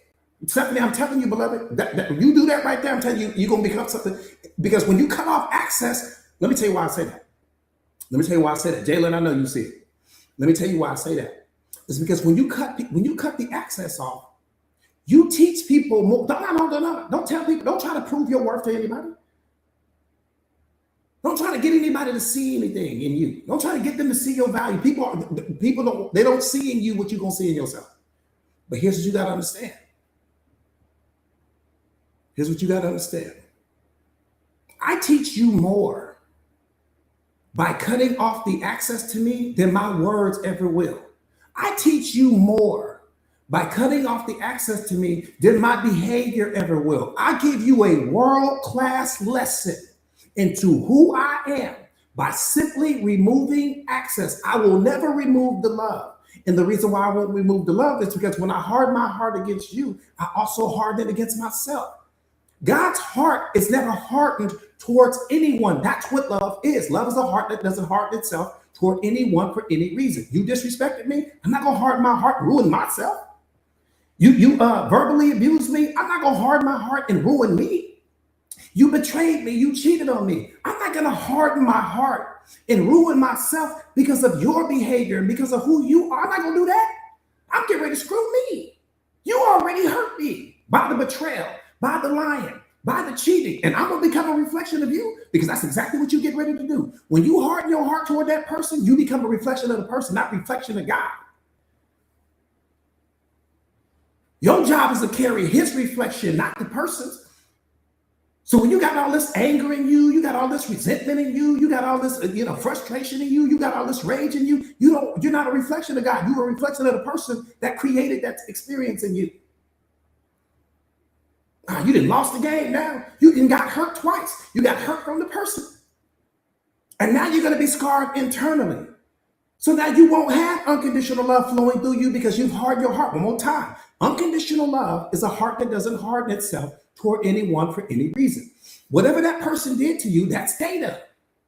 You take that data and you eliminate access. They cheated on you. I eliminated access. They betrayed you. I eliminated access. They lied to you. I eliminated access. They did this over here. I eliminated all that's data. I'm going to still love you, but access is denied. Because the moment I shut that love off towards you, I also shut it off in me. That's the foul. That's the real injury. The injury is not what they did. The injury is not what they did, beloved. That's not the injury. The injury is what happened when you turn the love off in you because you didn't want to give it to them. That's the injury. That's going to cost you more pain than anything that person could have did to you. That's going to cause you more pain long term than anything that person did to you. Why? Because you're going to create a pattern. And then every time somebody doesn't do something the way you wanted them to do, you're going to stop loving this person, you're going to stop loving this person, you're going to stop loving this person, you're going to stop loving this person. And what God is trying to teach you is that, no, beloved, don't turn the love off, turn the access off.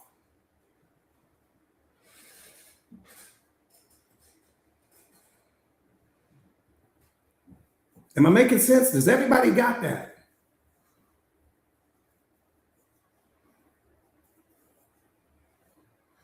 If you missed that, then you just wasn't listening. I promise you wasn't listening.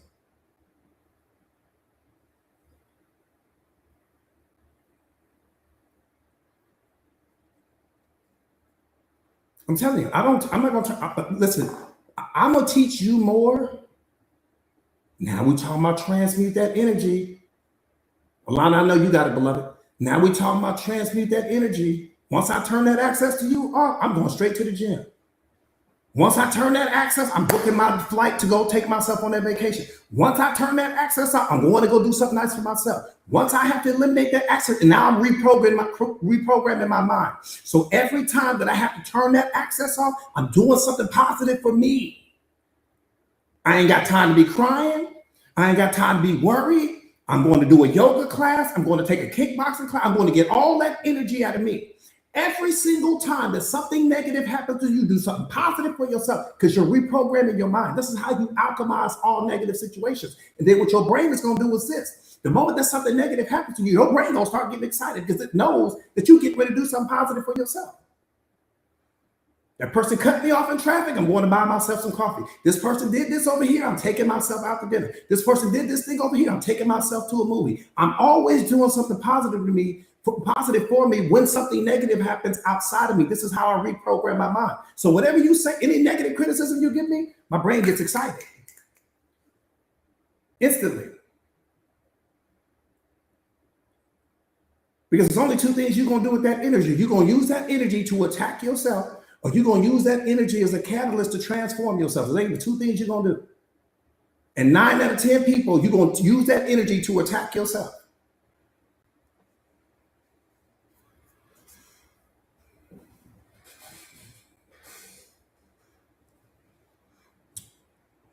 Throw that message up there, Tara, beloved, about blocking. I saw something about blocking, beloved. Can you throw that up there for me, please?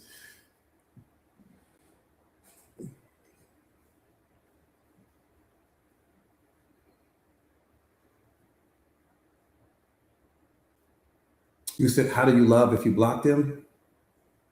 Easy, easy. You know, the $1 billion question is, why'd you have to block them? See, the answer is inside of your question. Why did you have to block them to begin with?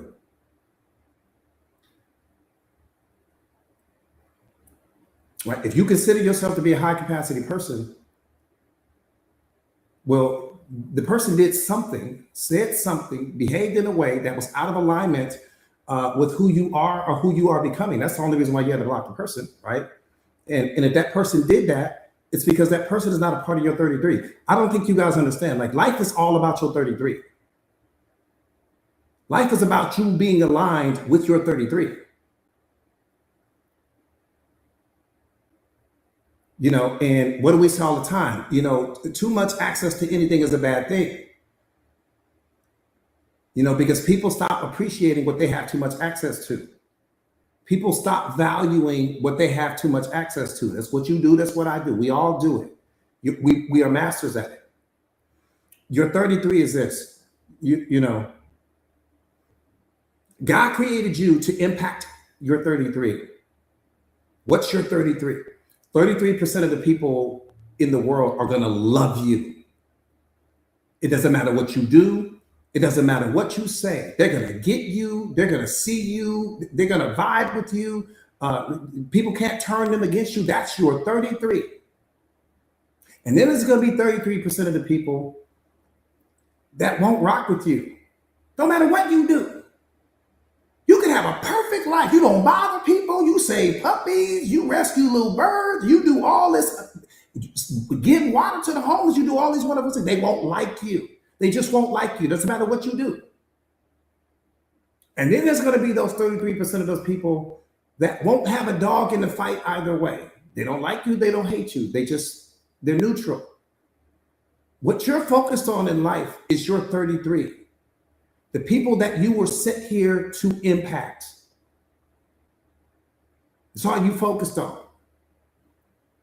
And you got to quickly understand who's a part of your 33 and who's not. Because you got to understand, as you're walking through this world, I don't care how perfect your life is.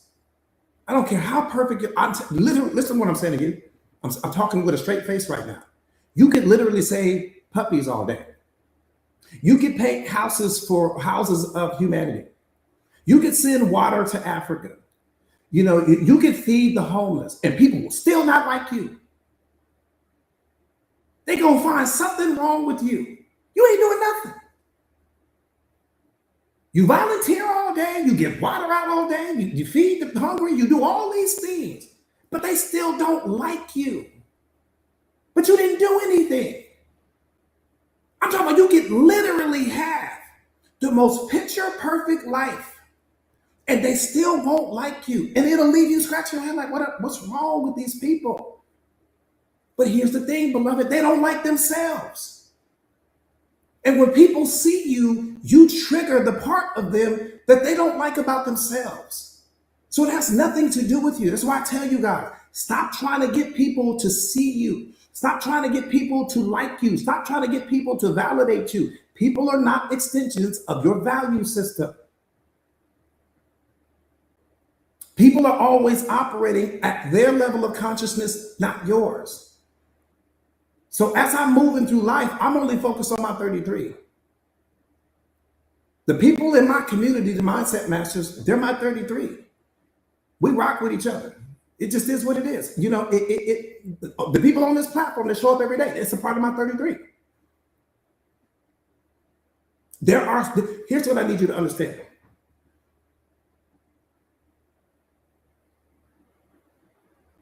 You came here to impact certain people. That's why you're here. Let's not get that, let's not allow that to get lost on us. You came here to impact certain lives. That's why you're here. People that don't even know your name as of yet. People that haven't met you yet. You came here to impact those people. Why? Because you carry the same level of psychological wounds that they carry. You've overcome things in your story. You've overcome things in your history that they're still trying to figure out. That's why we're all here. That's why God created you. That's what's important. We've made this life about relationships. We've made it about chasing money. We've made it about success. We've made it about all of these things. But my question to you is that what about the people's lives that you are here to impact? Now, I didn't say nothing about shine on. The qualifier for what I'm saying, I only coach what I know. I only coach what I've experienced. I only coach what I know works. So I'm the evidence of that. There are people's lives that are watching this and that are also part of my community right now. But I didn't know before I started doing what I'm doing right now. Had no clue. But my pain brought them to me. My story brought them to me. My wounds brought them to me. It was already written that I would meet them. And I was supposed to unlock something that was in them, which would put them in a position to unlock something that's in someone else. But someone else unlocked something in me. So it didn't start with me. That's why you were created. God made you an extension of him and gave you certain powers, gave you dominion so that he could expand your territory. Dominion is not ruling over people. Dominion is you managing what he's giving you to manage, starting with the number one asset, starting with your mind. And then you go out and you create impact, whether you're writing books, whether you're doing charity work, because love is service. You are love personified. How are you not serving? See, you're suffering because you're not doing what you were created to do. That's why you suffer, beloved. You want to know why you suffer in life? Because you're not operating out of your purpose. You're not doing what you were created to do.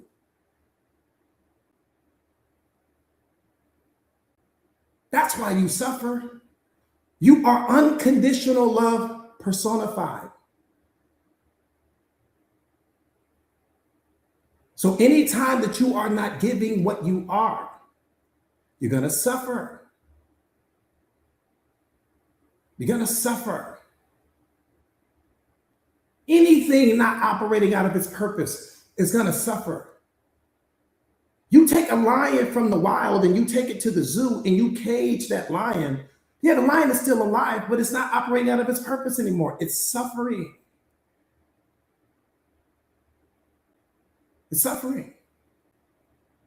So you can be doing whatever it is in your career and still be suffering because you're not operating out of your purpose. Yeah, you're doing something that pays the bills, but you're not doing something that feeds your spirit. You feed your stomach, but not your spirit. You feed your ego, but not your spirit. You're feeding the version of yourself that that you created so the world can appreciate you and they can clap for you and tell you how wonderful you are, how amazing you are, and you made it. Made it where? Made it where? When you say you've made it, where did you make it to?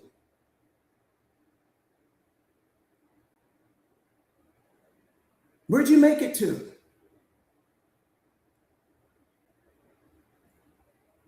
Let me say something to you.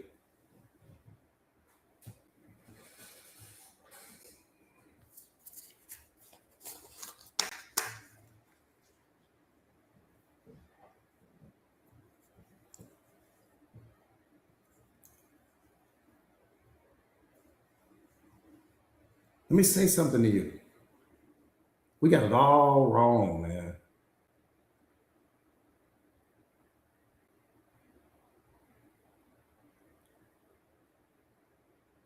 We got it wrong. We got it wrong. I'm going to be honest with you. We got it wrong.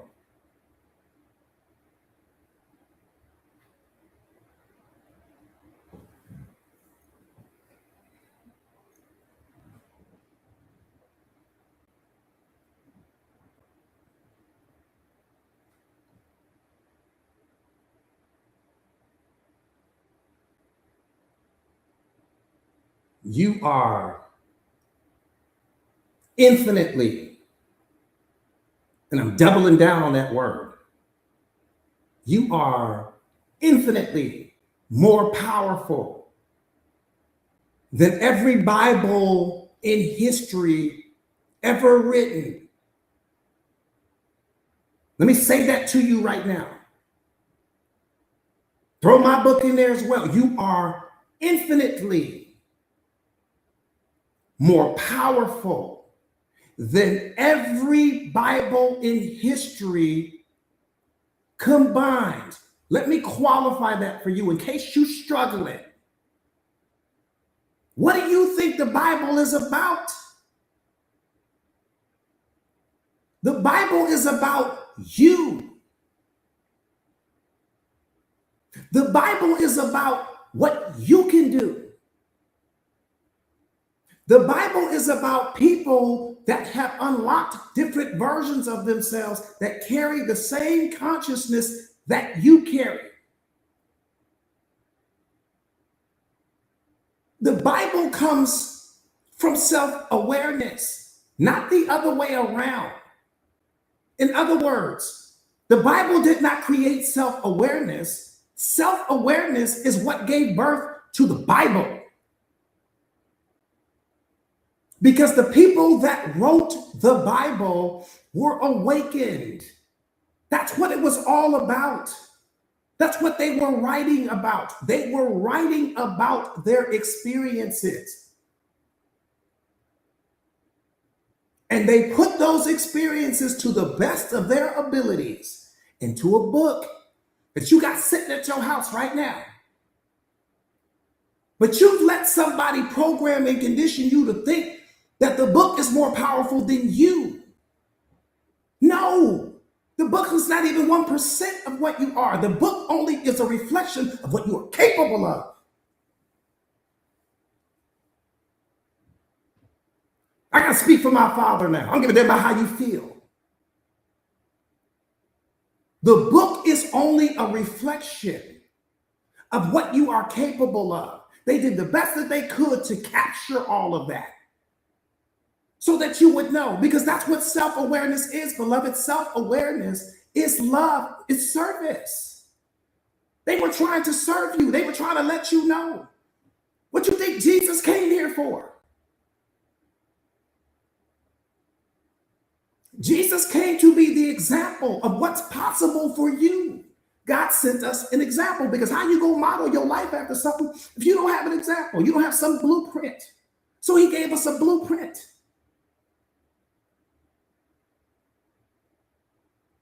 He gave us someone to show us what's possible when you are operating at the highest level of consciousness. Christ is not a name. It's a level of consciousness. When you are operating in the 5D, the 3D is where you are operating now. The 3D is where your ego has dominion.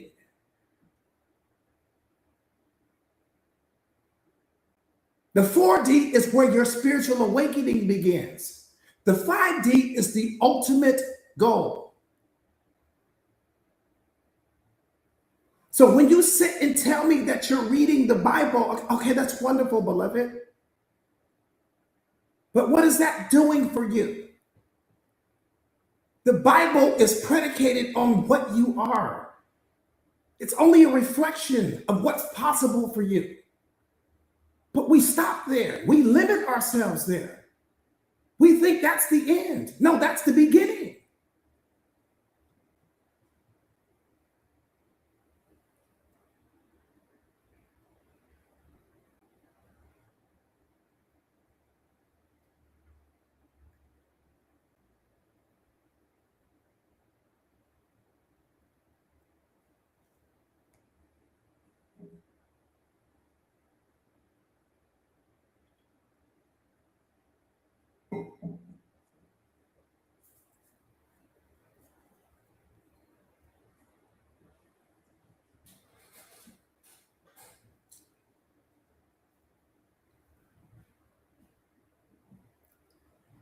Let me tell you something from my level of consciousness and awareness, maybe not yours. It's okay if you're not here. One day, hopefully, you will be. When this host body expires, nothing happens to you. Nothing. And when you return home, again, I'm speaking from my level of awareness, my level of consciousness, not yours. You don't need to fear death. There's nothing to fear. It's death is another phase of your awakening, but you'll understand that later. We'll get into that later. But let me just say this real quick. When this host body expires, and you're going to have many of these, when this host body expires and you go back home, you're going to grieve. You are going to grieve in a way that you have never grieved before in your life. Not because God will be upset with you, because he won't. He's going to be so happy to see you. So it won't have anything to do with him being angry or upset with you. He's unconditional love. There's nothing you can do to ever upset him. Get that out of your mind right now. I'll give a damn what you do. But when you go back home, you're going to grieve. And the reason why you're going to grieve is because in that moment, you're going to remember. You're not grieving because God is mad at you. You won't be grieving because of anything else. You're going to grieve because in that moment, you're going to remember that you made it all about you. Because before your spirit came here, you were so excited to come and put out certain fires, to come and solve certain problems, to come and end suffering, to come and help earth be a part or a reflection of heaven. That was your mission before you got here. And then once you arrived, you started getting all this programming and conditioning, and you started meeting people, and you started being the reflection of the world, and you started all of these other things, you forgot. And so when you get back home, you're going to remember, and that grieving is going to come because you're going to say to yourself, I made it all about me. I made it all about my problems. I made it all about my life. I made it all about what I was missing. I made it all about what I didn't have. And what God is going to do is this. He's going to have you look at something that we call the mosaic of life. Just picture a huge billboard in your mind. And on that billboard, you can add color. The color will be a reflection of all of the times in your life where you made it about someone else and not yourself. That's the only time that there will be color on your mosaic. The only way you can get color there will be for the moments in your life where you made it more about them than you made it about yourself.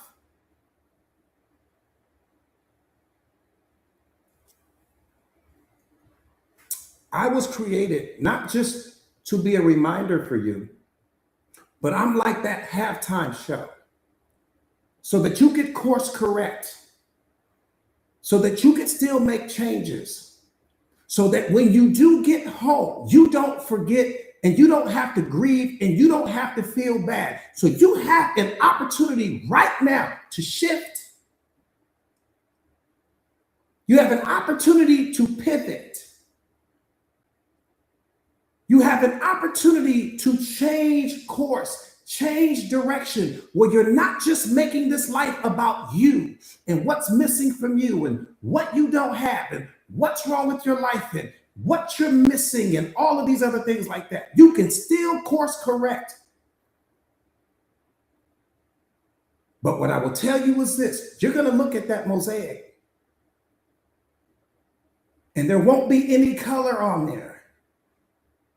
And the reason why there won't be color is because you're making this life more about you than you are about the people that you came here to impact.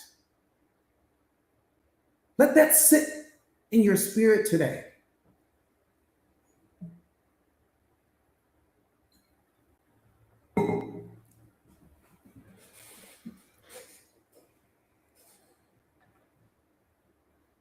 I'll set my mic down right there.